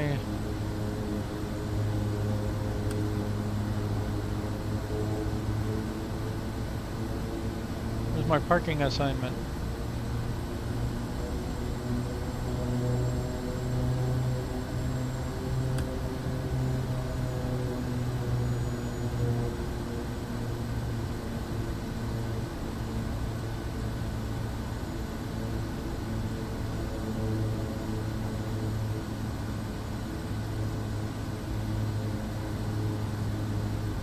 Guy seems to be hanging out with that plane.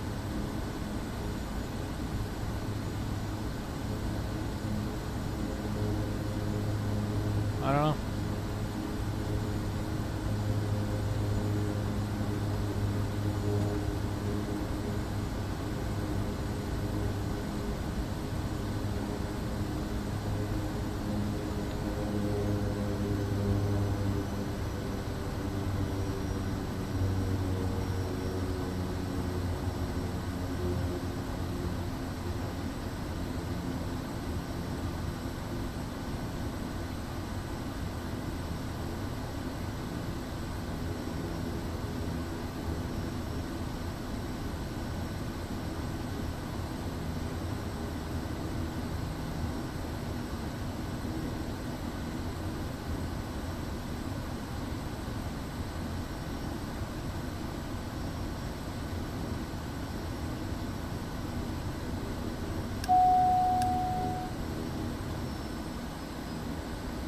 Transporter.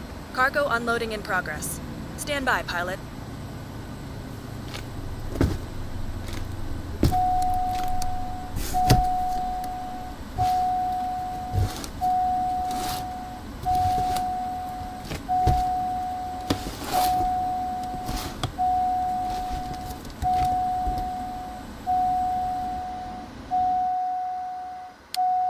Aircrew, be advised. The express cargo has been unloaded. Hopefully, we'll just meet the deadline. Have a great day.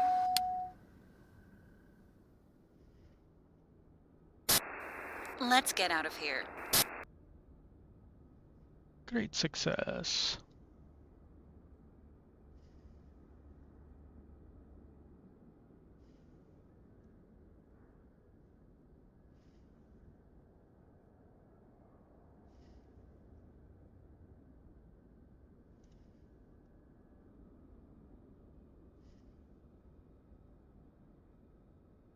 I could take over this longitude. Or I could look for another plane nearby.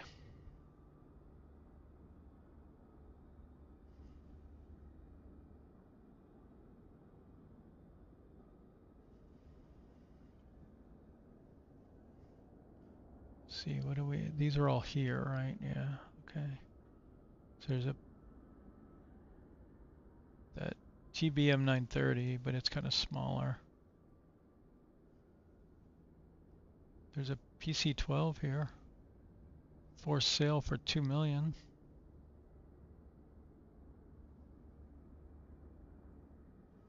Why not?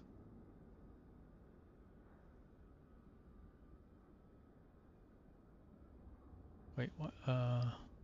Okay.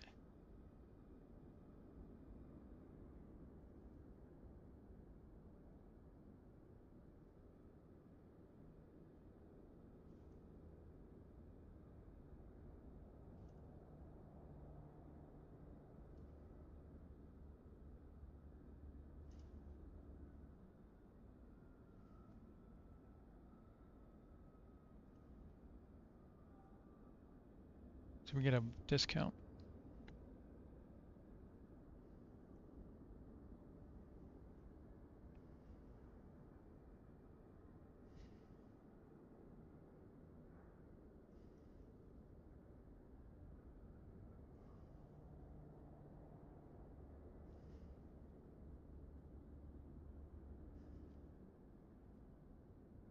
So weight filter, passenger filter.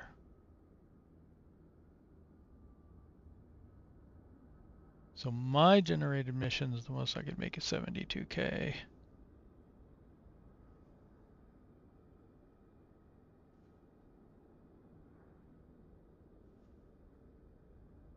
That's to go to WAJJ. What are we doing? We're taking 5 passengers and almost max cargo. Give it a shot.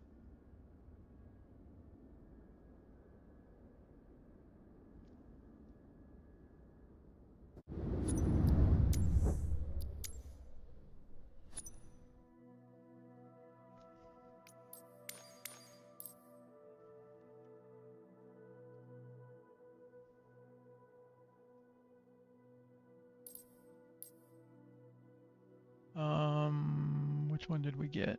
VIP.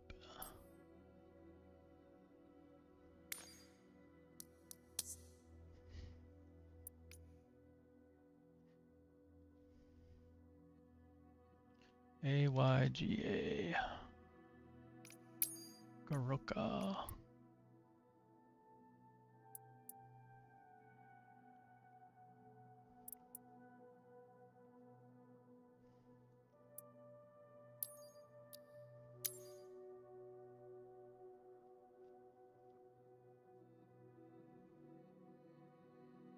And let me see if we have a...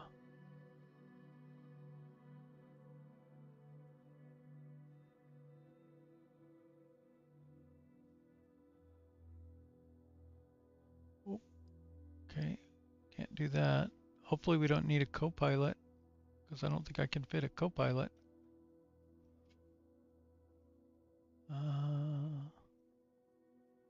There's some limit on when you need a co-pilot and when you don't. I don't know what it is.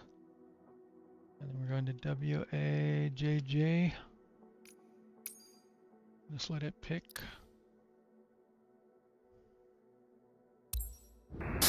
Hello, Captain. Nice to see you again. Pilot, this is dispatch. The concierge has rounded up the VIPs, and we are all set to board. I haven't flown the King Air much, but Transporter from dispatch. Boarding passenger. Please stand by.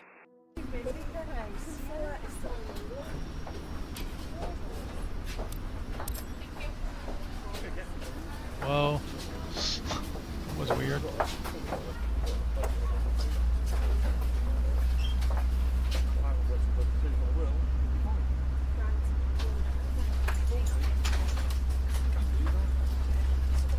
Okay, what do we need here? I like the sound of this one. Transporter from dispatch. Everyone is on board. Let's go. Everything looks good from where I'm sitting. Taxi to the runway and take off. Wait, what?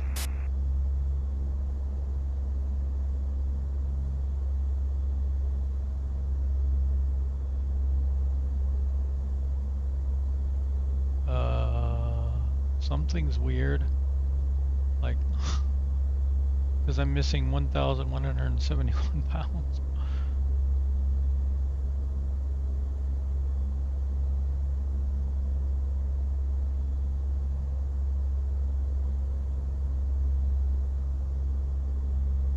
It seems that at least in SU2, like, this doesn't seem right? I don't know.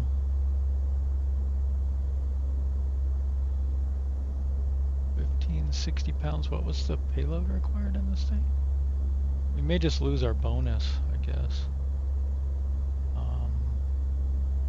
You don't have to do this. Yeah, 3,000. So we can only take about half that. And even this is where 800 pounds off. But maybe some of that's fuel.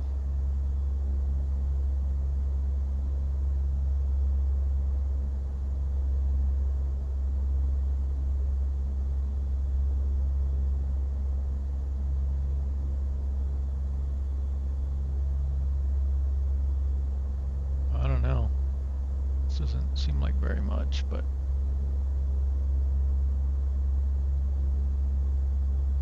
so what's this thing thinking it wants us to do? I don't know that I want. Why do I want to do all that?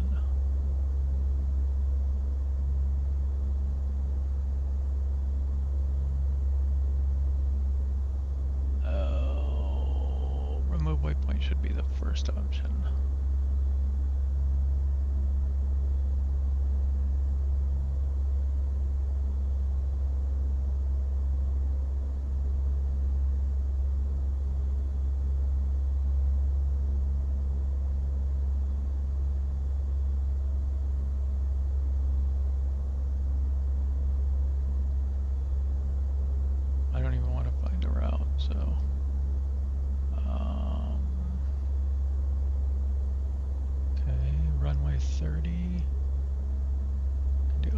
Let's do RNAV 30.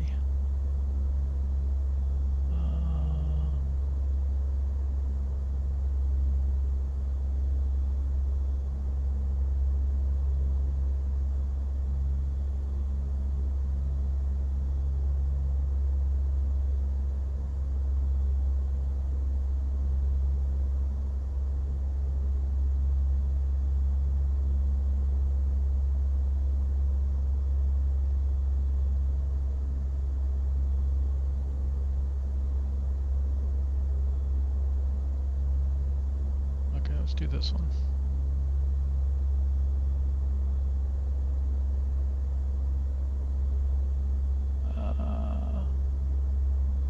Go 199.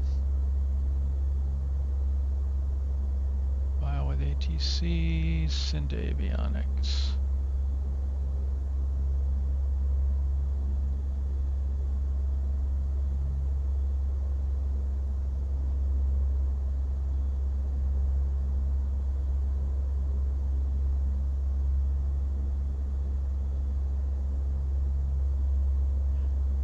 Turn on synthetic vision here.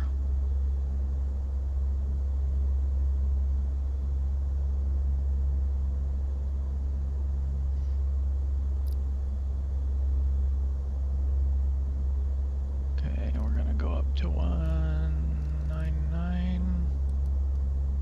Well, we'll start at 1900 and see what happens.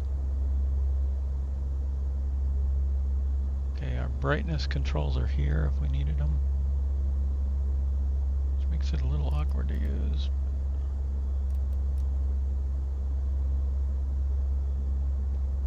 And one thing you can do when you're not using this and you want to see more of your flight plan, you can say page.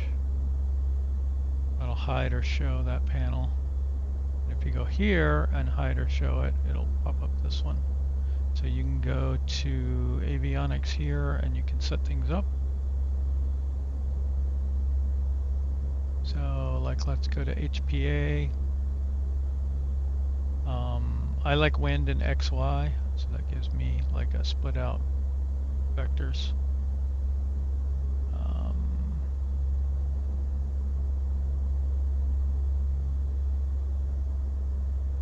Can change some other things here.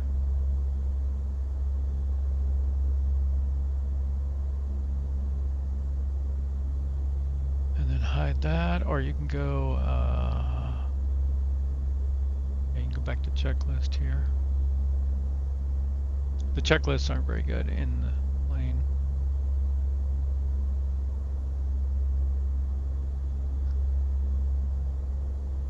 They did add controls for this. I don't think they do much. Alright, so FMS mode, we want to enable arm auto throttle is armed. Doesn't come on until it's activated. We'll fly runway heading at first. Yaw dampener should come on when we turn on the autopilot.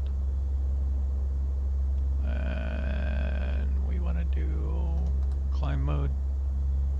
We've entered our climb altitude. I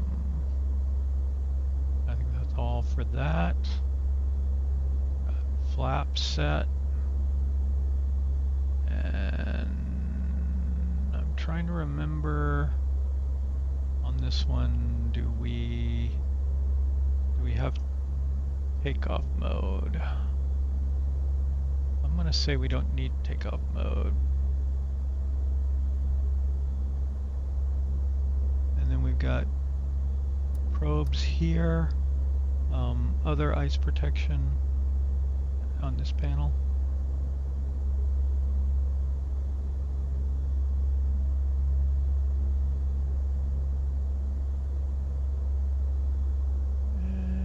And this is your nav selector here and nav preview.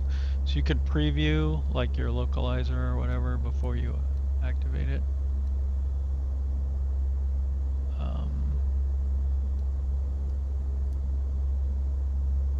I don't think we're gonna use one, but so, and if we're not in FMS mode, we would want to be in FS mode, lock 1, lock 2, FMS, right?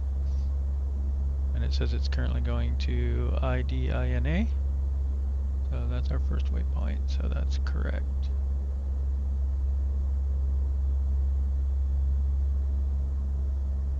And we can see FMS speeds armed at 130 here, so that'll be our initial speed. So parking brakes off. Brakes are good.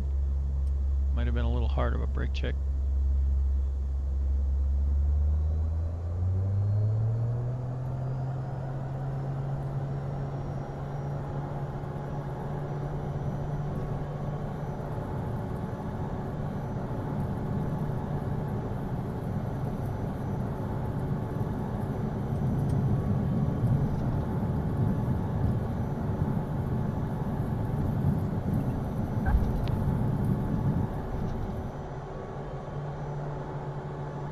Pilot, have a smooth flight, if you know what I mean.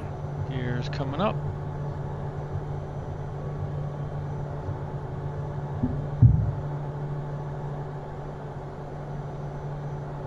Flaps coming up, 115-ish. Flaps are up, gears up. Trim the plane out a little bit.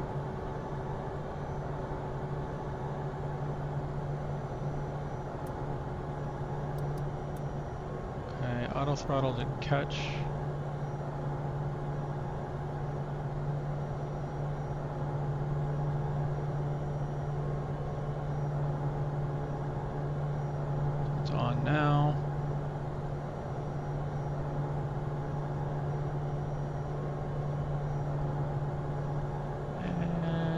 let's get on course. There we go.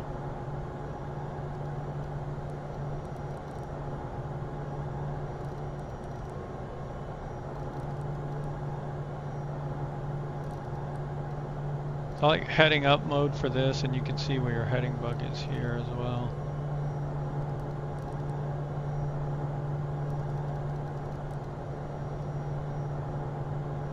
Just in case, let's not aim for the peak that we have to clear.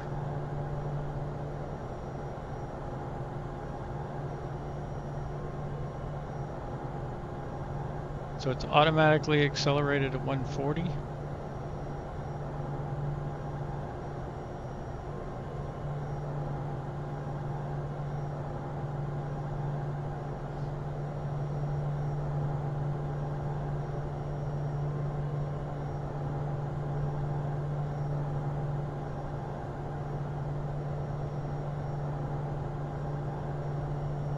Okay, and we're easily clear of that peak, so we'll head over towards our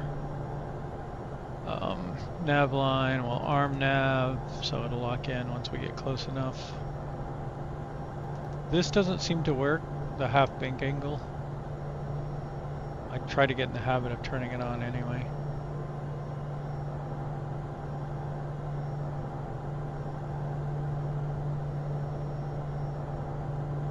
Explore mission close by.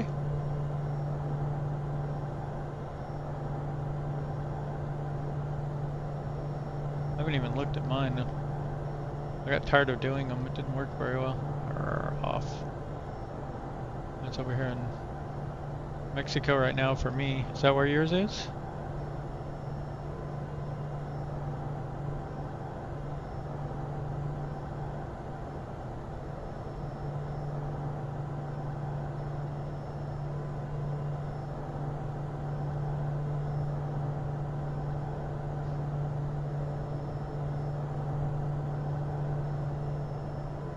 Interesting. So I've only ever got 3 or 4 gold for doing it. And it cost me, you know, hundreds of thousands of dollars, in-game dollars, to get over there and get back. Plus you need, I always do a helicopter. I don't see how you could do those in a plane.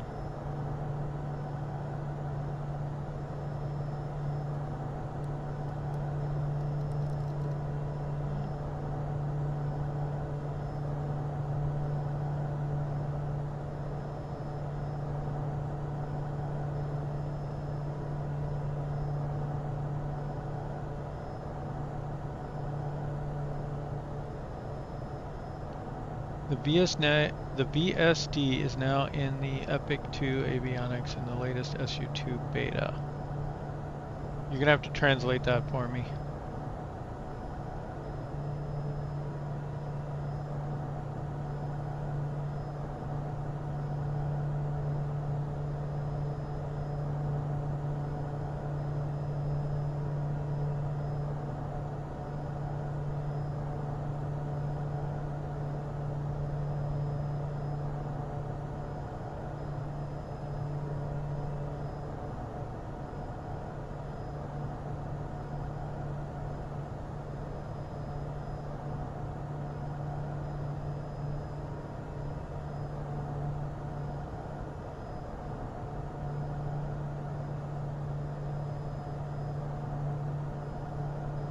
The vertical situation display. Okay, awesome. Bottom right of MFD.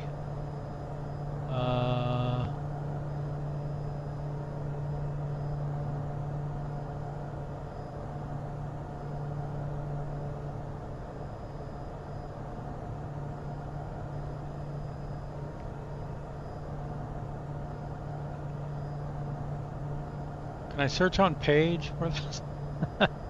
I do not know where it is. I'm assuming, is it down here?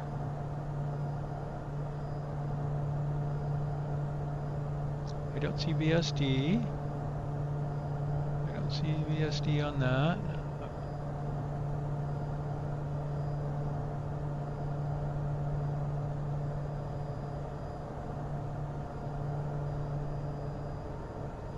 Oh, I saw it. It's right above where I just clicked. Charts, that's cool. Nice.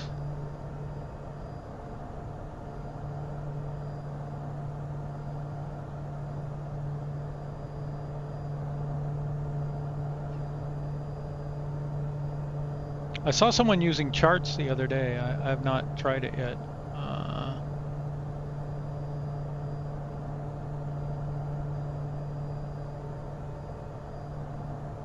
Alright, we locked in nav mode. We're almost at our top of climb.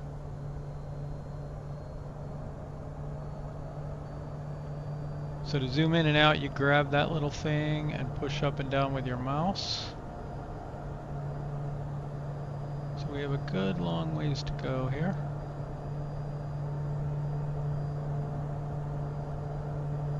Look at that.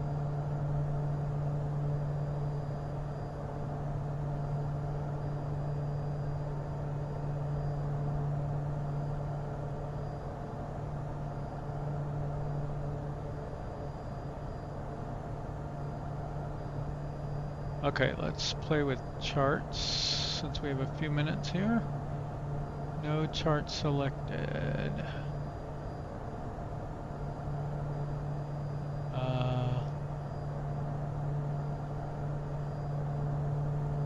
We go here.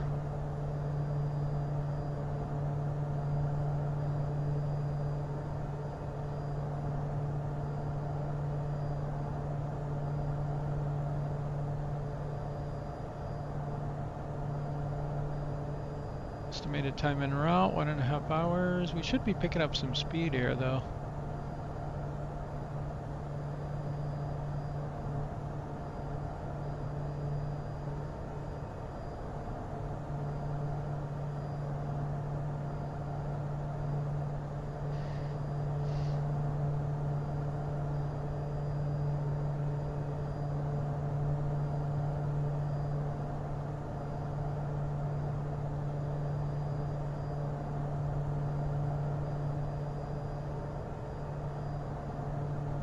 Yeah, I don't have any available charts.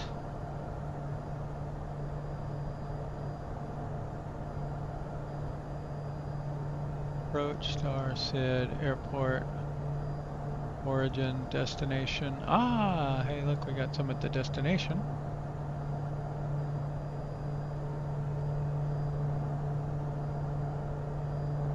Ground chart. Facility chart, parking chart.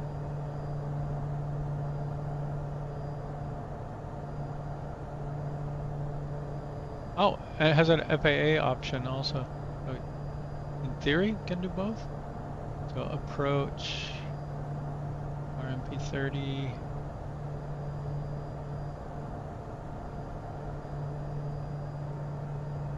Yeah, I was, so my origin airport's a pretty small one. Goroka in Papua New Guinea. This is a bigger airport here.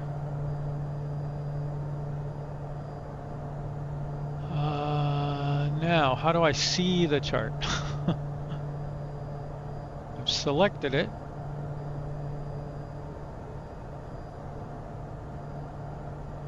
There we go. So that puts it up here, and then you click that to activate it. Nice.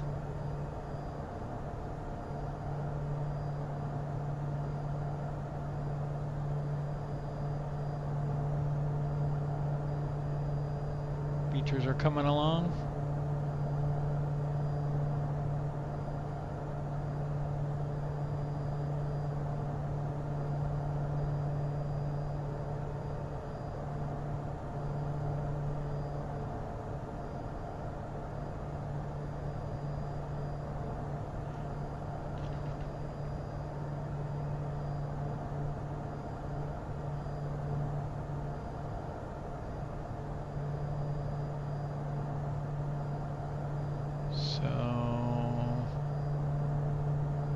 That go away.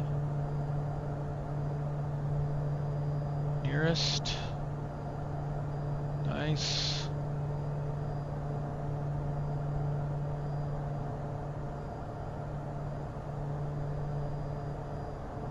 So let's see. They still didn't fix the speeds though. How could they not fix the FMS speeds? Oh no, this is the PC-12. What am I thinking? I've been flying the PC-24 so much I'm used to it. These speeds are okay.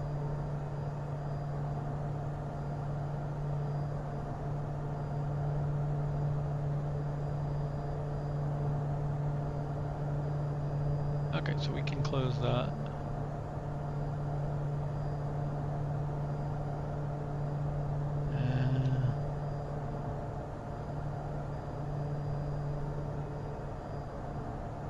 Have fun.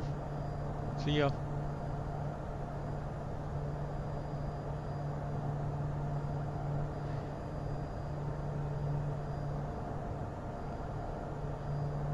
Okay, so on this, there's a couple of things. One is you can change your view up here. So right now it's showing like speed is here, time is here.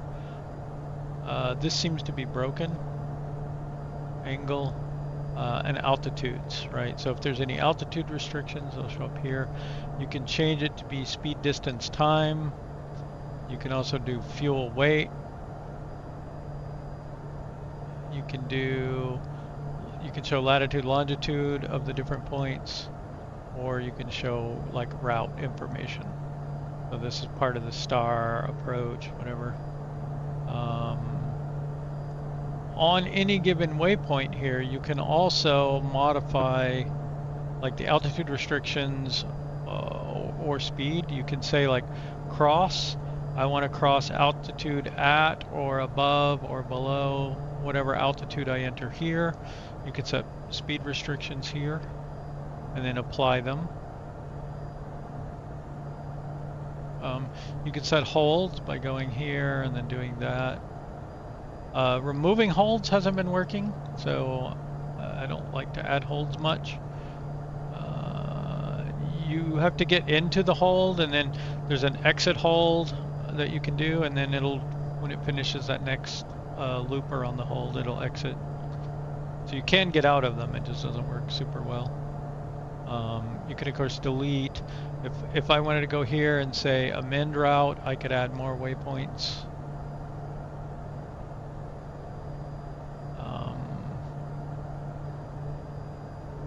And one of the cool things you can do, so if we're going to, let's say, WAJJ, right? So like, let's say I say amend route, I can do WAJJ slash and like a bearing. So like if I want to go, you know, south 180 and then let's say 25 nautical miles, right? And then enter that. Let's see. We can go next waypoint, zoom in.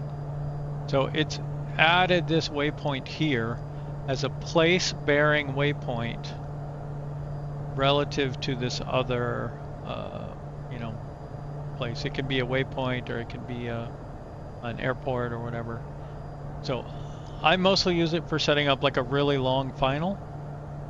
So I'll put it, you know, 20 nautical miles out from my runway heading. Well, you need the reciprocal of your runway heading, right?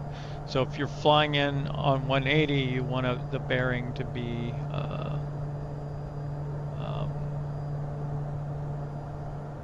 0, right? But anyway, you place your waypoint like some distance from somewhere else. So that's a handy thing to have.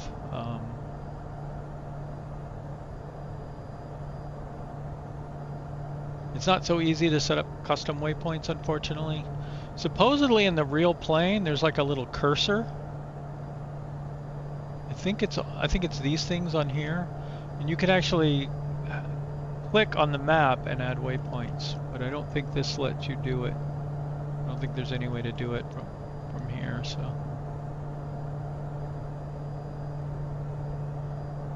that would be nice, but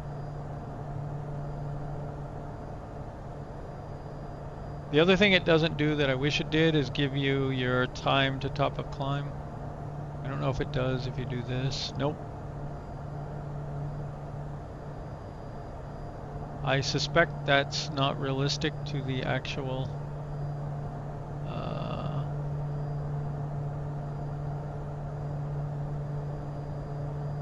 you can add your constraints on the map here. You can show your missed approach or not. You can go, like I like terrain relative mode, but you can go absolute too. Your situational awareness terrain. You can turn on or off. You can go next rad. So we got some storms off here. Weather off. Your TCAS. And this is cool. VSD is in. I don't know why it's showing like this, but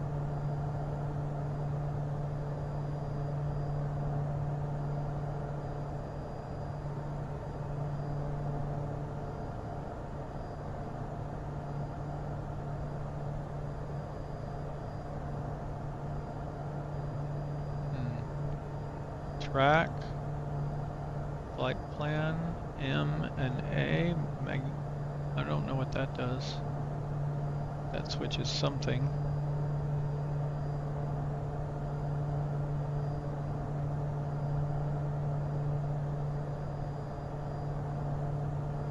Anyway, that's a brief tutorial on using the Honeywell. Other than that, I mean, like I like the way the comms work, where they're all right here. The only thing I'm less crazy about is the transponder is also set with this.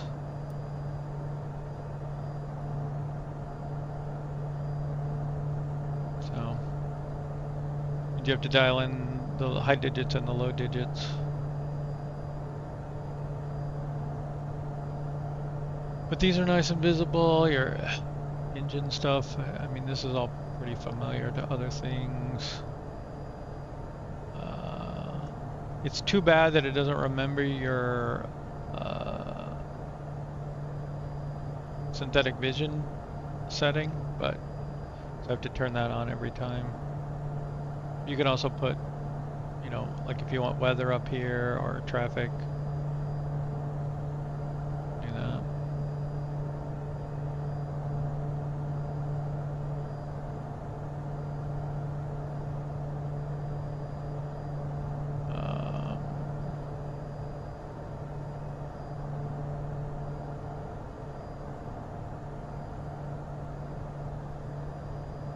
Like you can change your flight director mode. So I kind of like the plus, the X pointer, flight path, X pointer. I don't know what that one does. Oh, it's that one. Yeah, I don't like that one so much.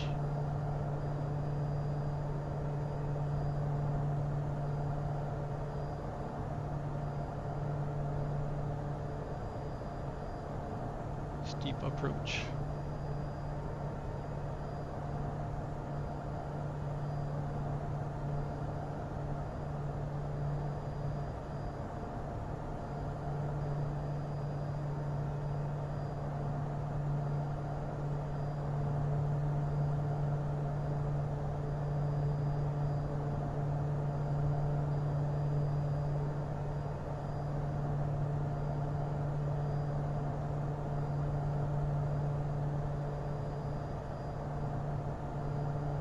I think we should sim rate ahead a little bit.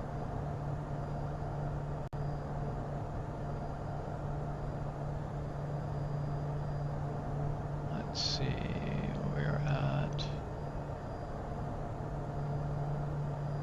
Okay.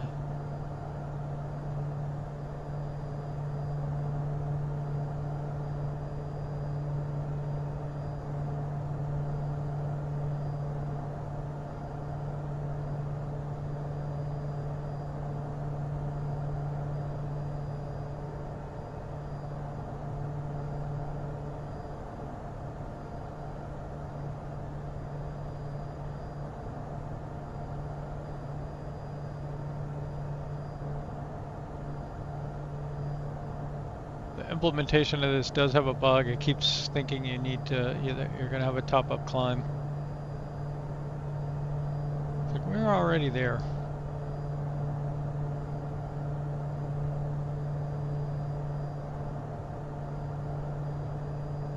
Arrival airport and altitude.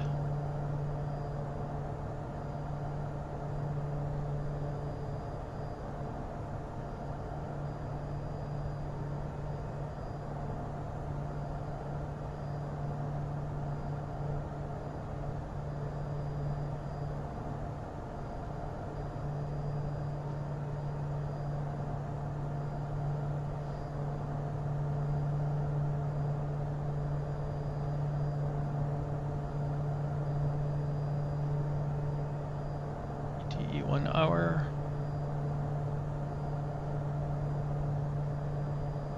Fuel remaining, there's only 0.4. So we might not have enough fuel.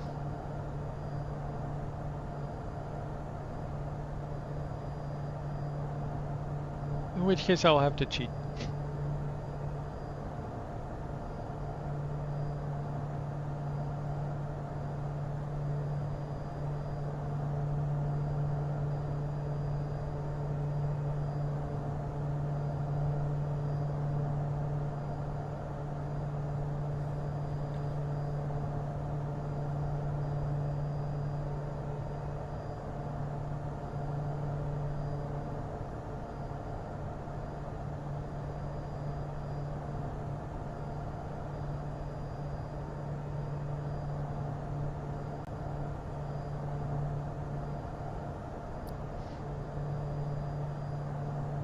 I wonder if we had to find another airport to land at, if there's one on the way.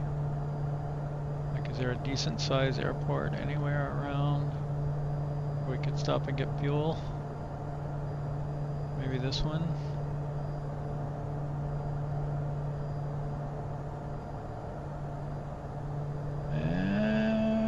We could probably land there.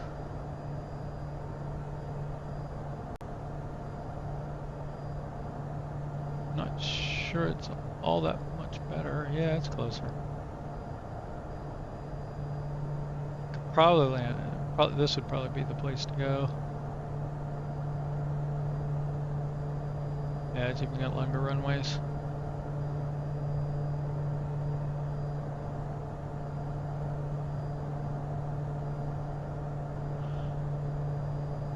I'll just put on unlimited fuel at the end.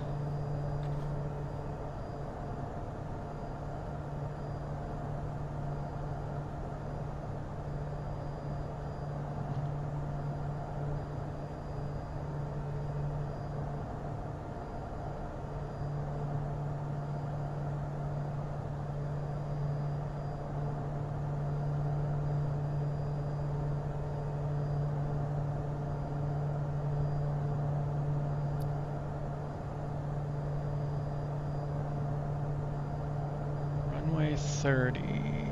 Yeah, that's a good one, I think, for this, from this angle.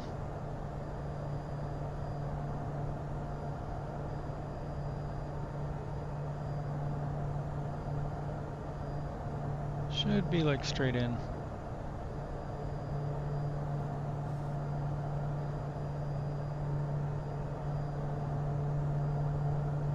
And you know what we could do?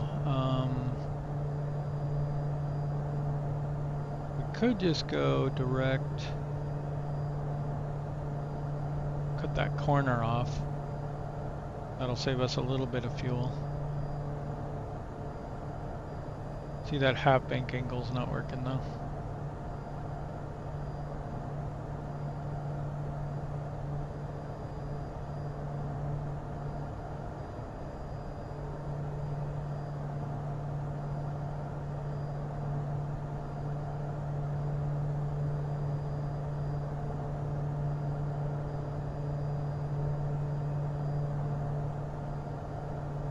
That's not really where I wanted to go though, right? I think this is the one I wanted to go to.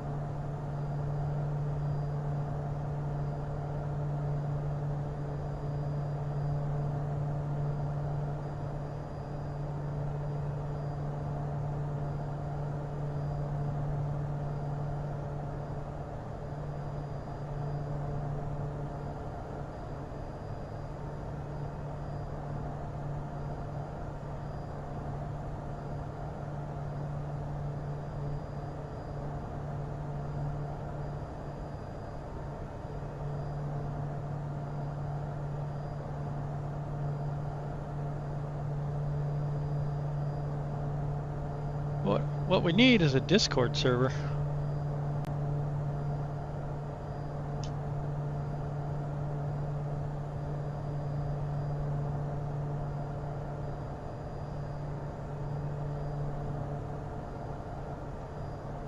We're still getting a little low on fuel.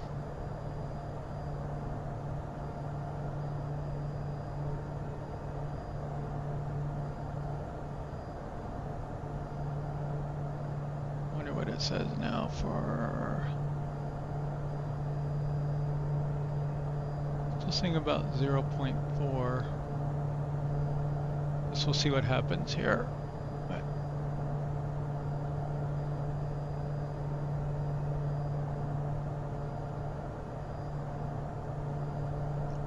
We won't use nearly as much once we start the descent.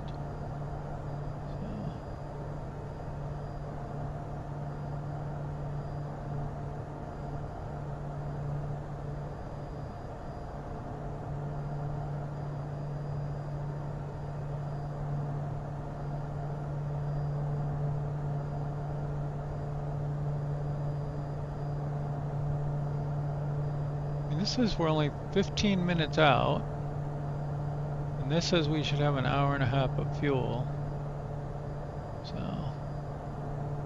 maybe we'll make it.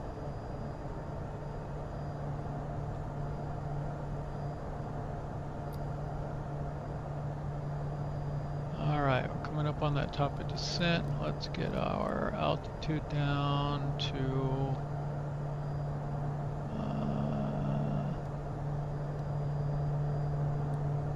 13. I picked just below this one.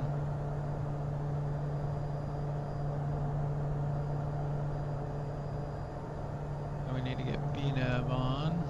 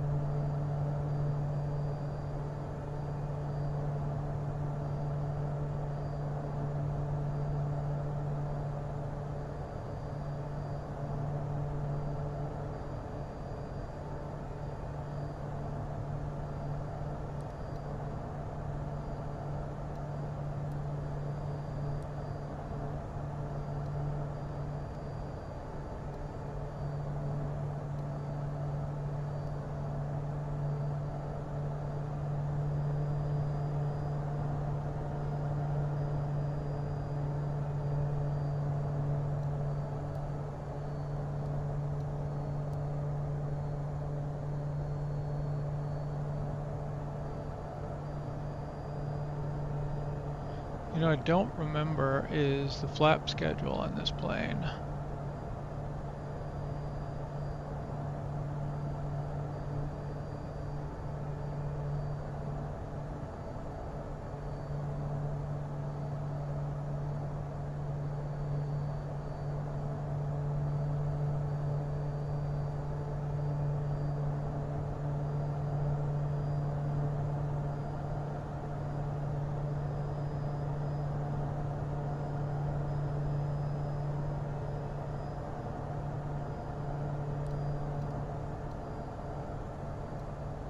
Fortunately, they are right here on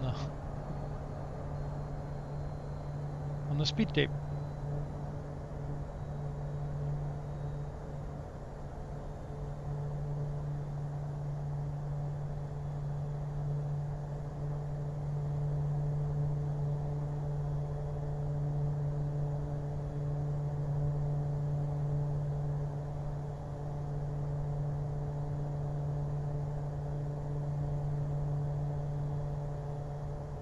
Barometer set.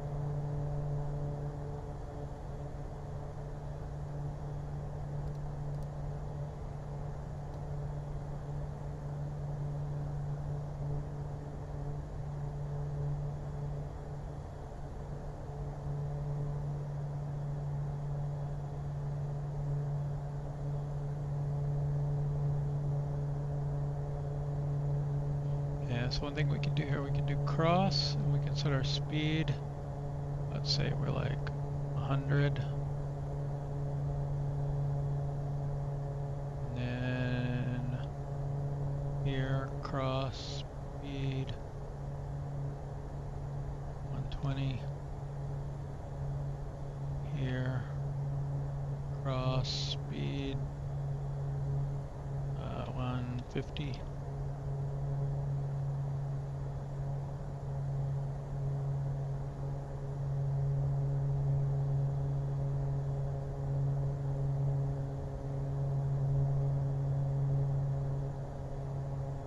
We'll do 160 here.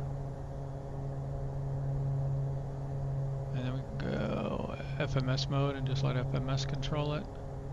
It'll automatically set our speed all the way down.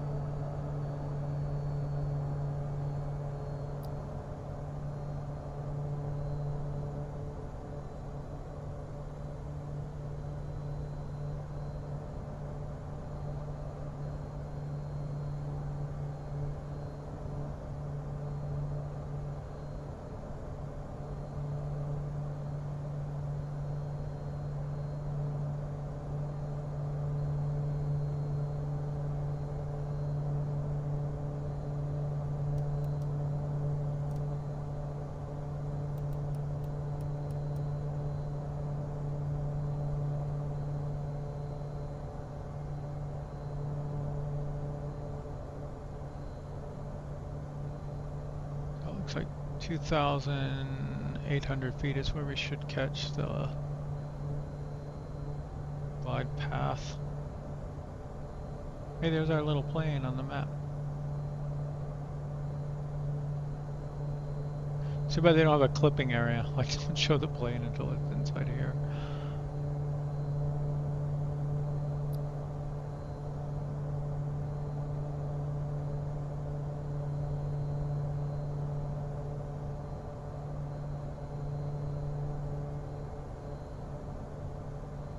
Looks like we're going to be landing in some storms.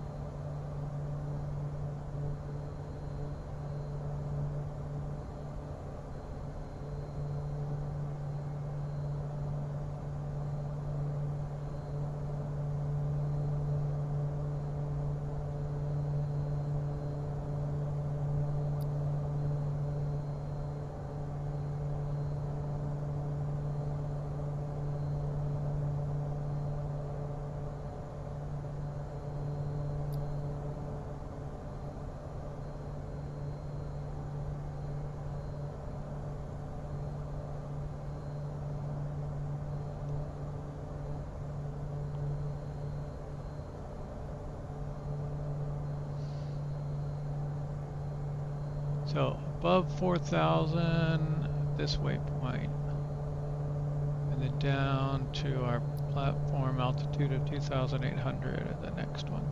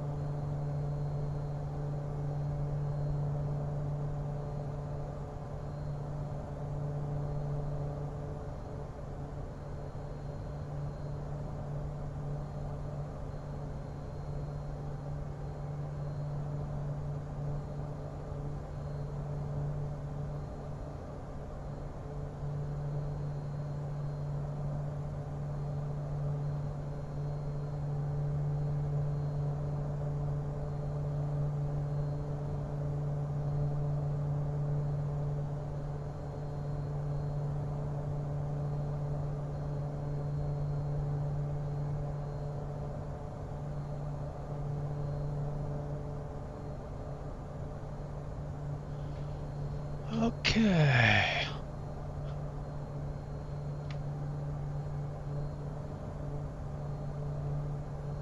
It'll be interesting to see what the visibility is down below the clouds.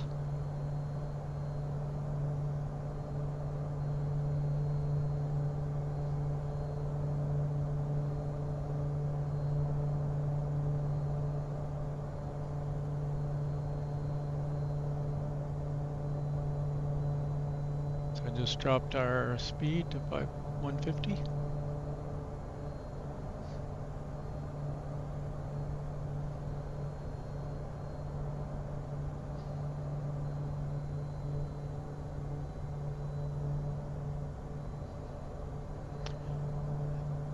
Let's go ahead and get gear down.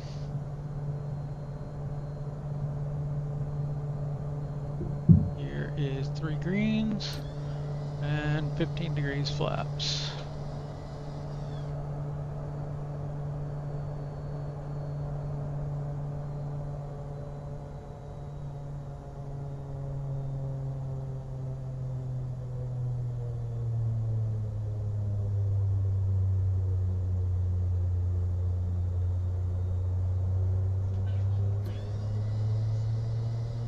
Going 30 degrees flaps.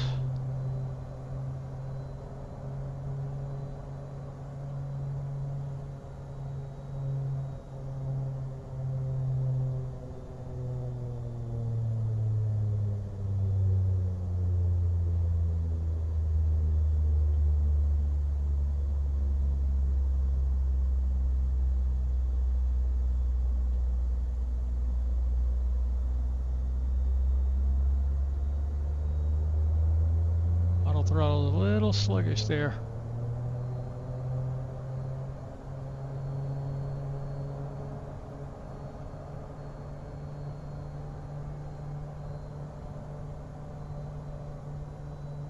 So I see they haven't fixed that problem.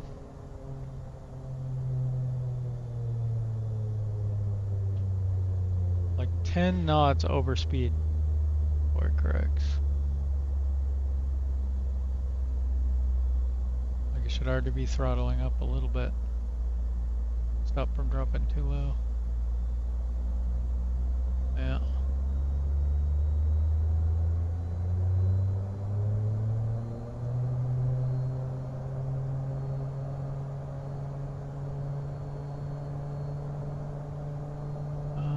Okay, arm approach mode here.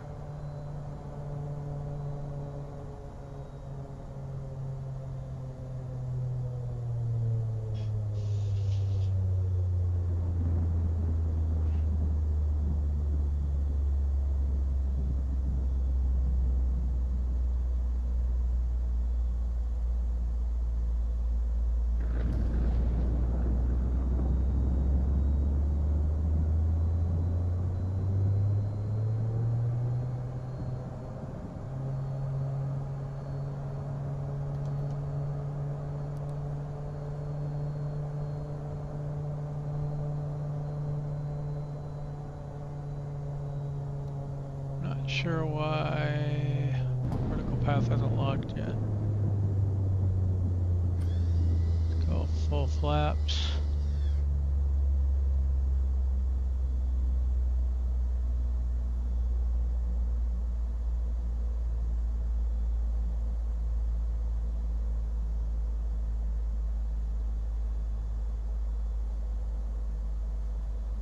There we go.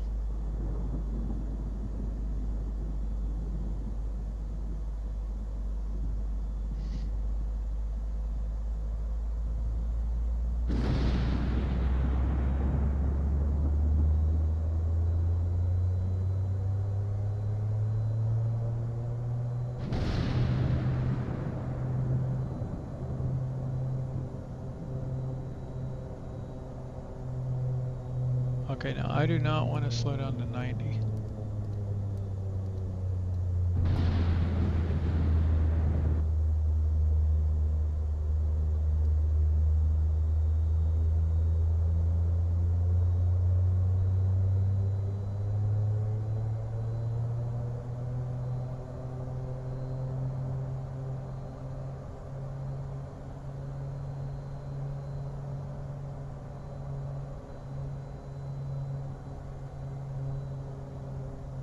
Alright, 3 greens, we're at full flaps, we're on the glide path.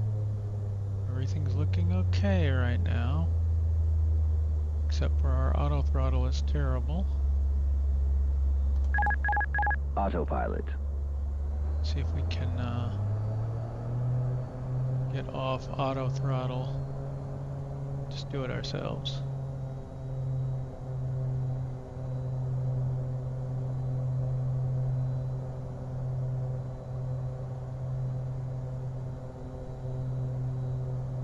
Got some boats and stuff out here.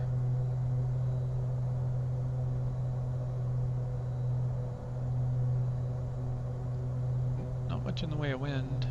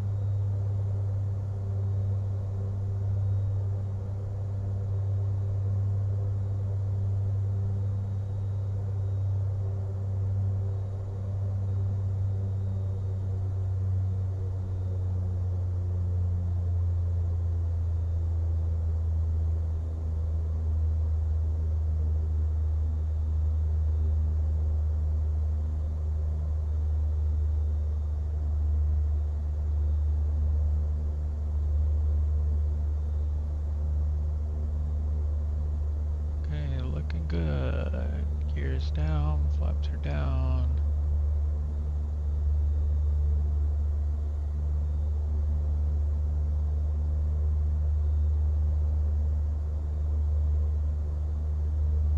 Winds are calm.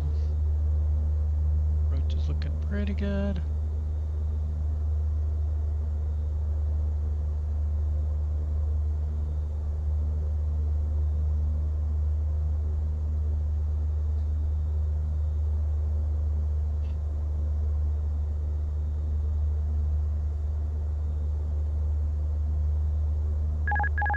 Autopilot.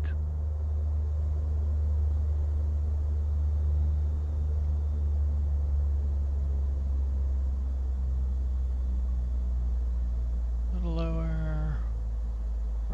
Transporter from dispatch. Nice landing. Go to the parking and put your parking brake on. I'll be in touch.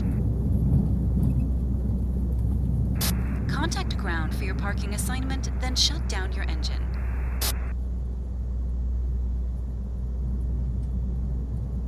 Got dark all of a sudden.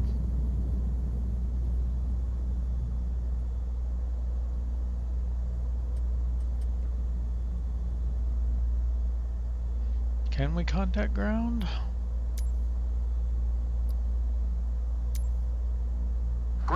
Dark Star, Mike Whiskey Alpha Tree 11 Tree. Request taxi to the gate. Dark Star Mike Whiskey Alpha Tree 11 Tree. Taxi to Gate Tree via Taxiway Echo November Papa. Taxiing to Gate Tree using Taxiway Echo November Papa. Dark Star, Mike Whiskey Alpha Tree 11 Tree.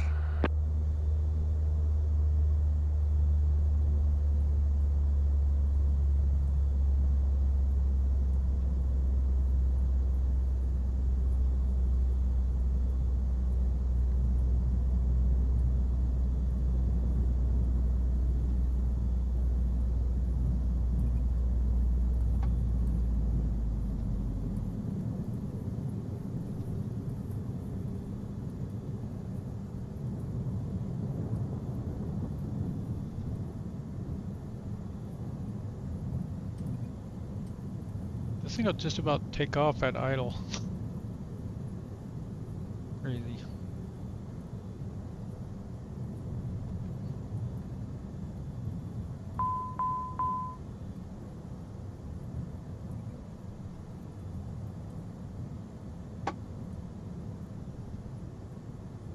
It's because I have it in beta, but apparently it doesn't like that.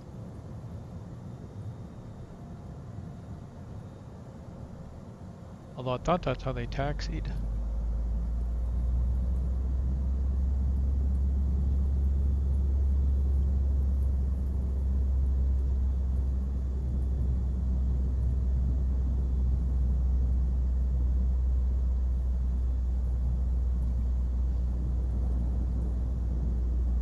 I saw a video of a guy taxiing in one, and that's what he was doing.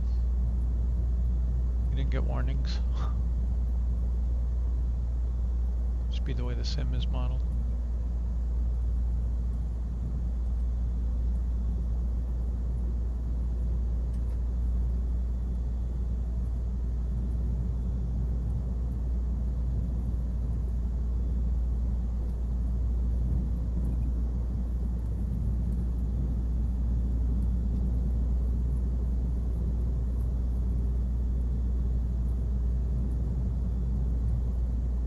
Ride my brakes.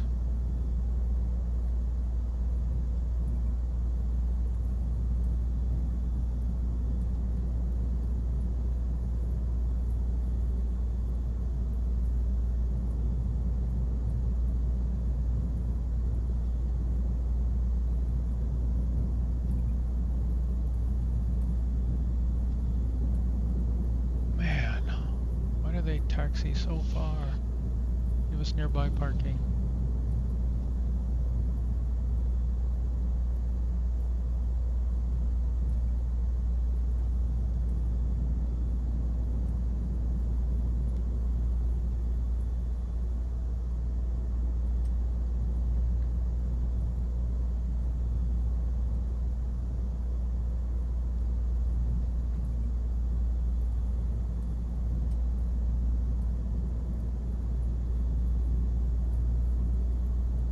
Alright, here we go. We get the ground crew moving us in, maybe?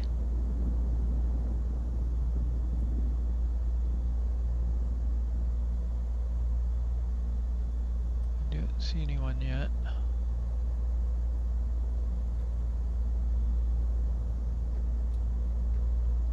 don't think that's gonna fit.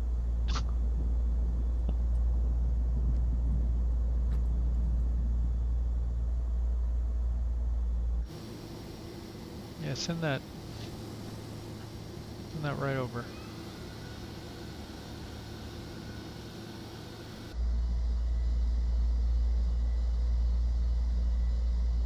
Anyway,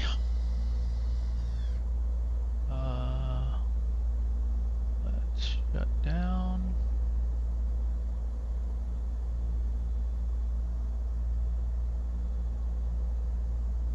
Oh, I forgot to get my landing lights on. Passenger lights, I forgot all about all that.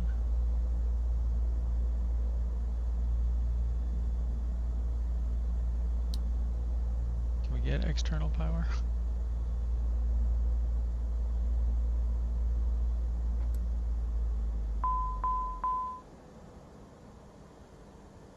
Transporter.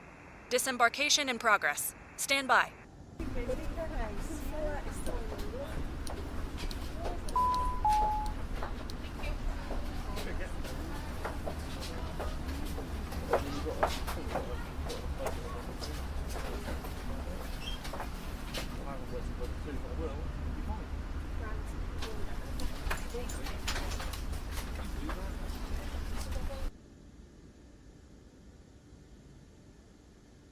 Transporter.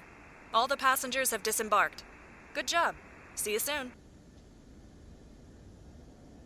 All right. Ready for engine start.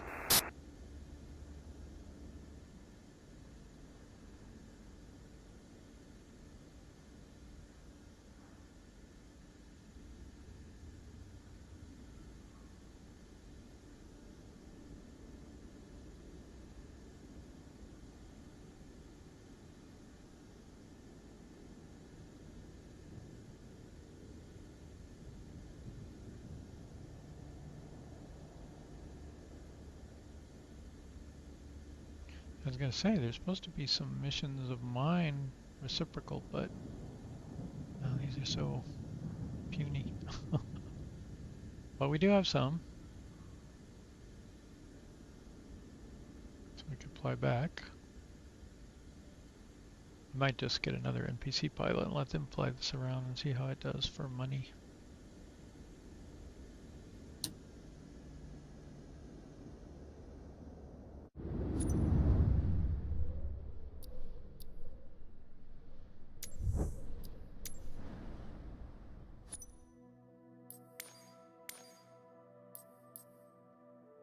Kind of wondering what else might be fun to fly. Like,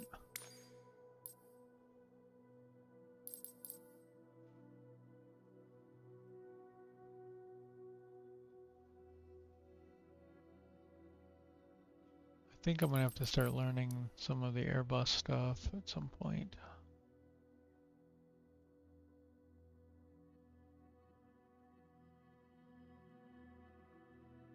Do you want to watch me struggle to learn Airbus?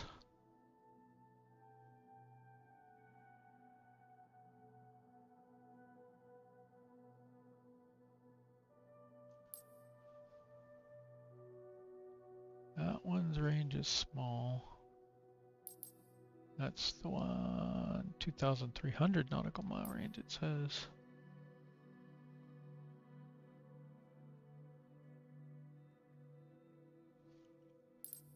And of course the PC-24. CJ4, I need to learn how to fly a little better.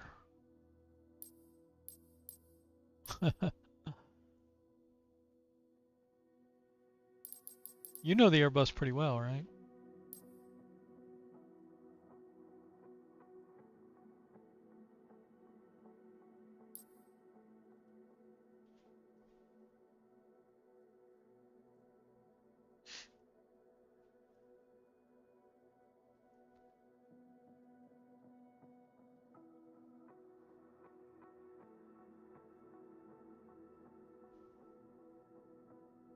Okay, so that one's 50 to 100 million.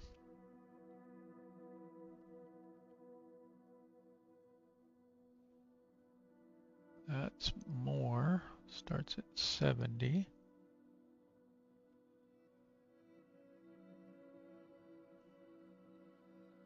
And that one's about the same.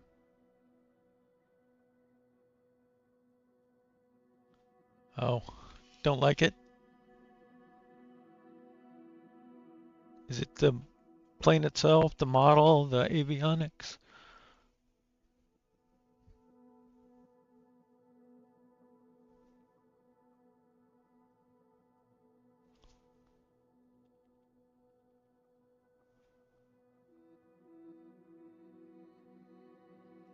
Okay, that's the monster one. It'll be a long time before I could afford that one.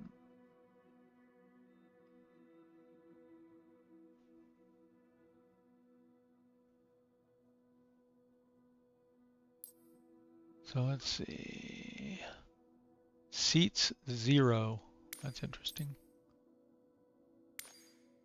180, 201, and that's got to be a lot more, right? Oh, it doesn't even say. I'm guessing it depends on how you configure it. Welcome back, Captain. It looks like the weather is perfect for flying. Aren't we having thunderstorms?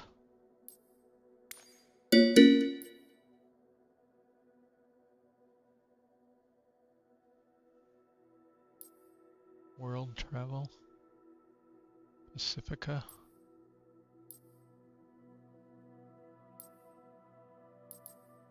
Huh. How come it doesn't have...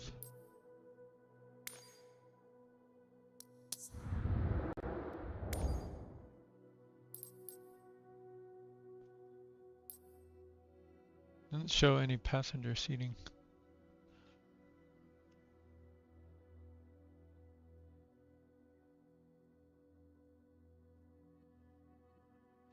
Huh.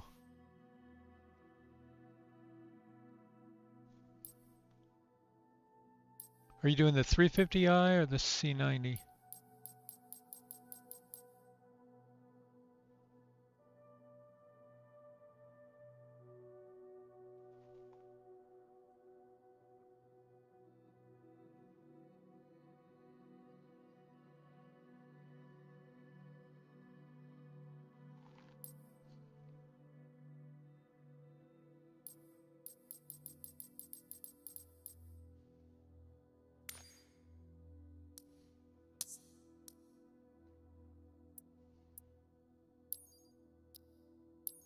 I have no idea what this is. Fine.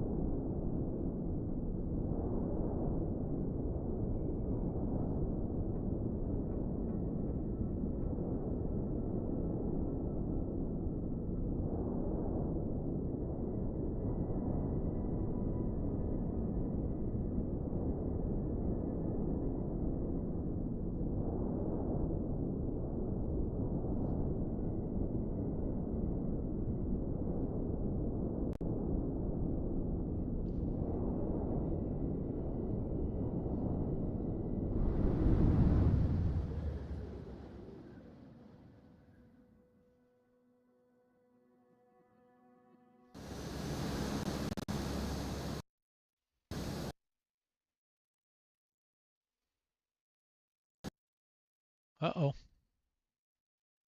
Did not like that.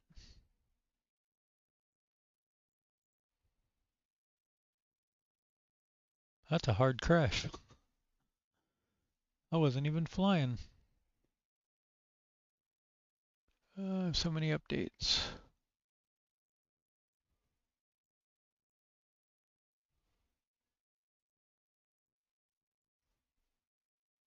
Maybe I should fire up Grand Theft Auto and do my flying in that. Crashes less.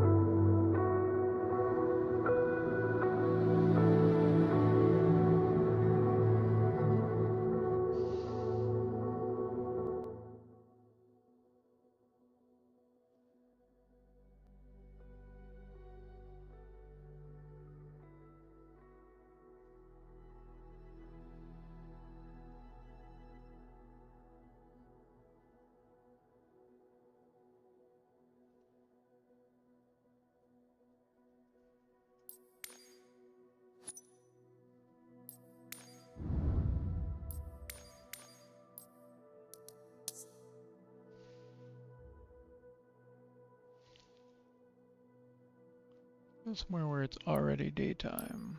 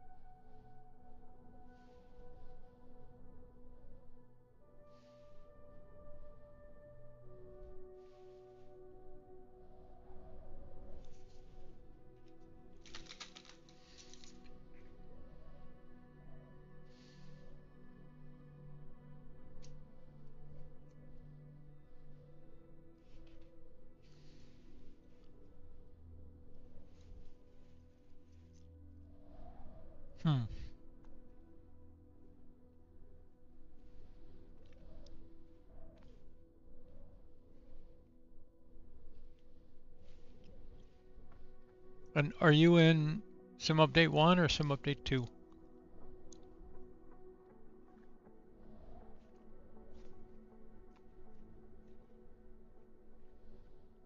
I thought you were still in 1, but not sure.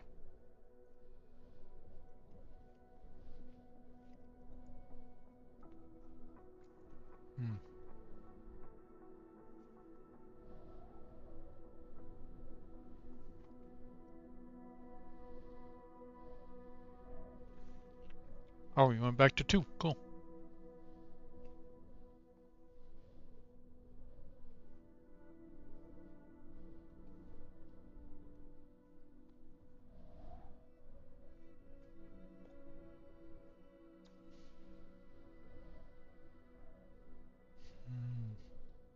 What are you doing?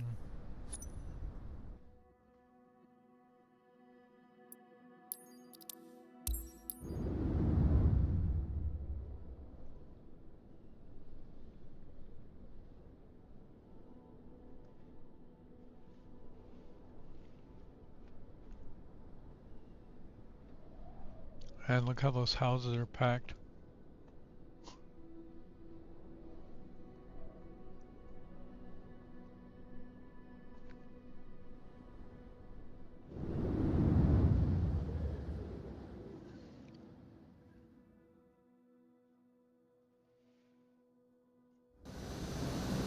Manila Tower, Darkstar Mike Whiskey Alpha Tree 11 Tree ready at runway 06, departing straight out.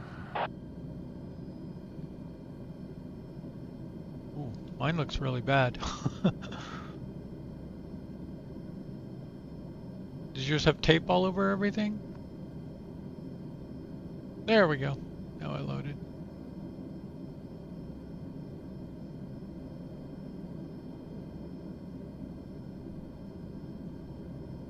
Yeah, I've not flown one of these.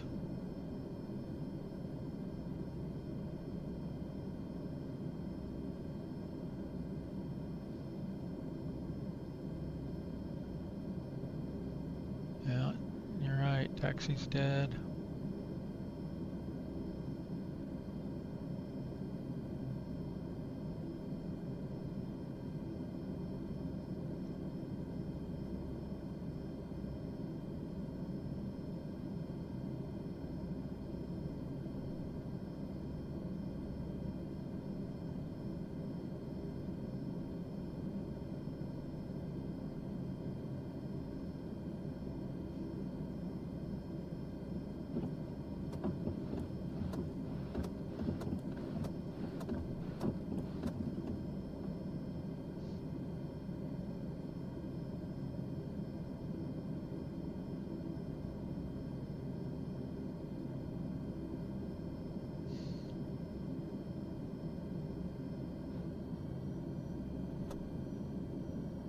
Yeah, where are your engine gauges?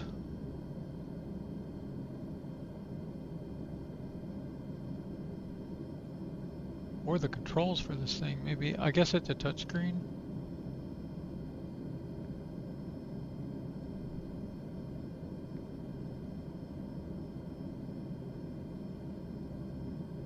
Waypoint, flight plan.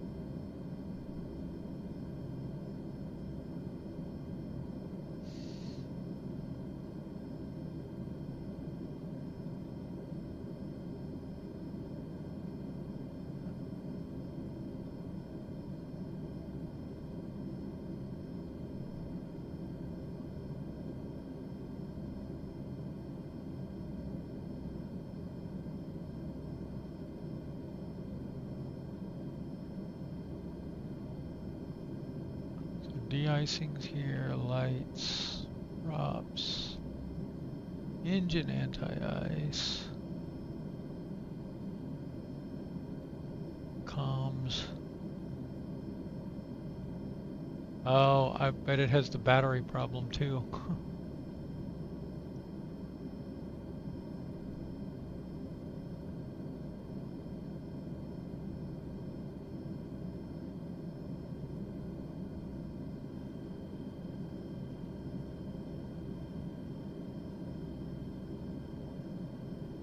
Do not operate on dry glass. Hey, they don't work.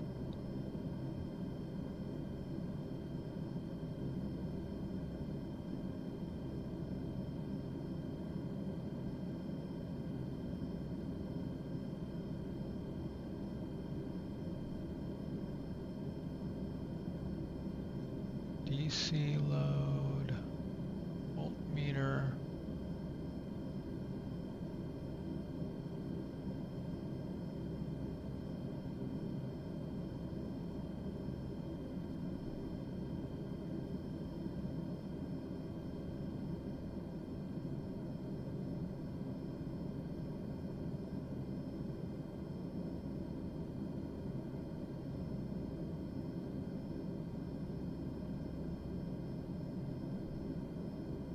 Ooh.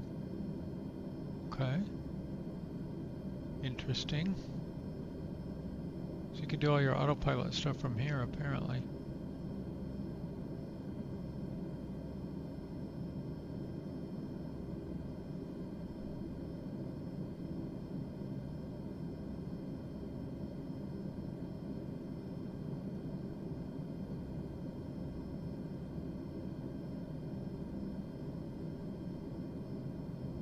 Ooh, I like that.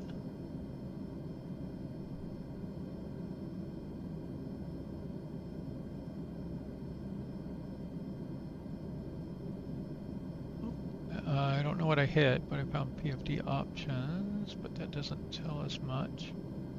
Bearings, minimums, wind vector.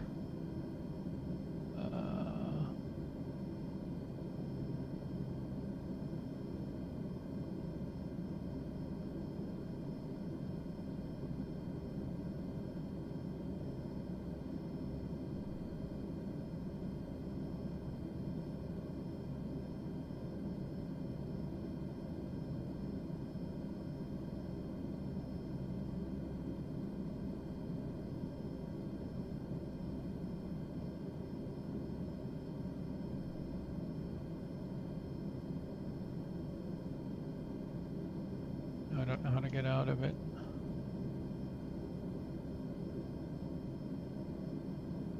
Start timer.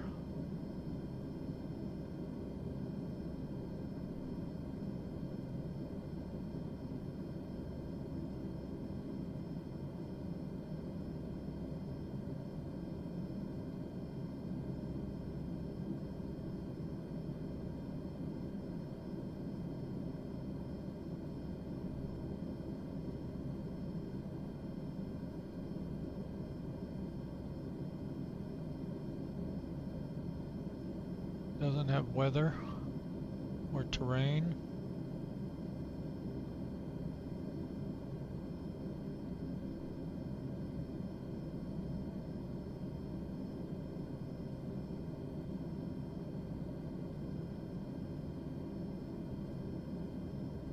Yeah, I don't know. Seems broken. You're right. Like there should be an engine panel, right? I mean,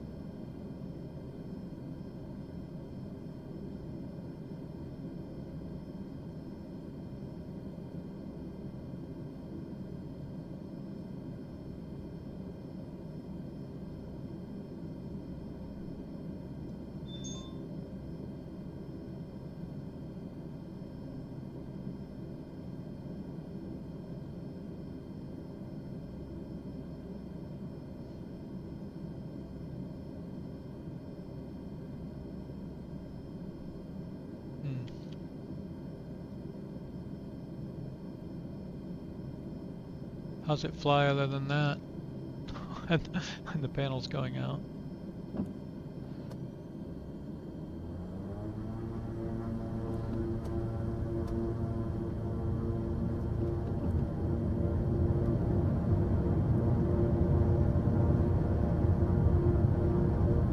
My guess is the propellers are auto RPM.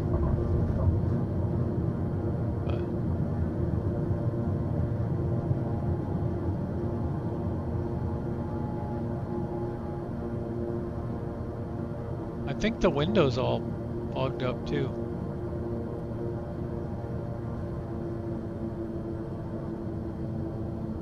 Don't sink, don't sink, don't sink. Are those giant golf balls? Don't sink, don't sink, don't sink, don't sink, don't sink, don't sink, don't sink.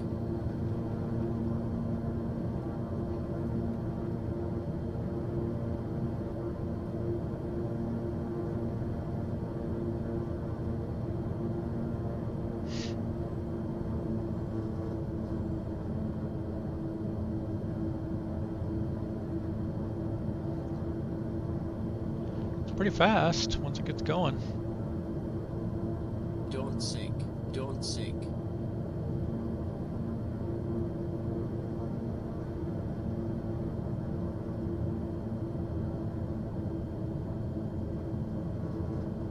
Landing gear, landing gear, landing gear, landing gear, landing I'm working gear, on it. Landing gear, landing gear.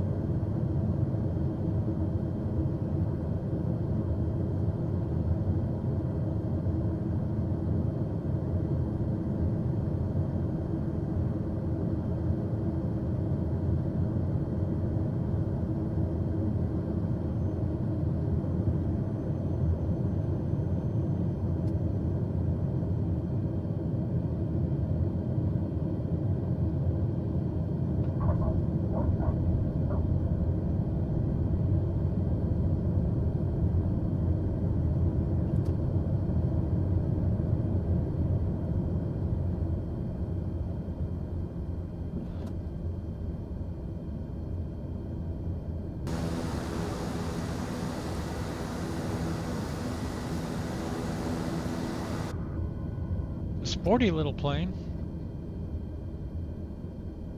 Yeah, it seems like it's got some issues in the build right now.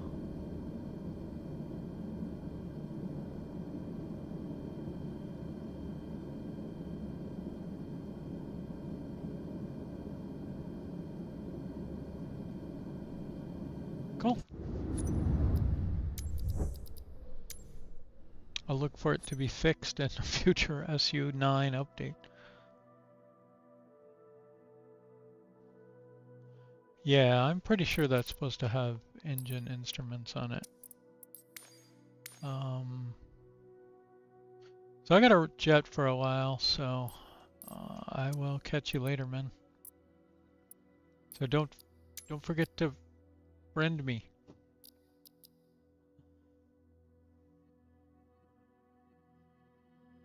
Yeah. I've heard good things about the plane, not necessarily in this game, but yeah, I'm glad I haven't tried to play it. Yeah, but shoot me a friend invite or drop your handle and I'll friend you.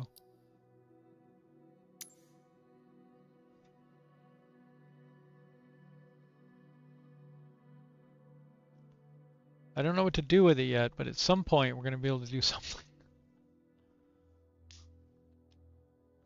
All right, meanwhile, catch y'all later. Bye.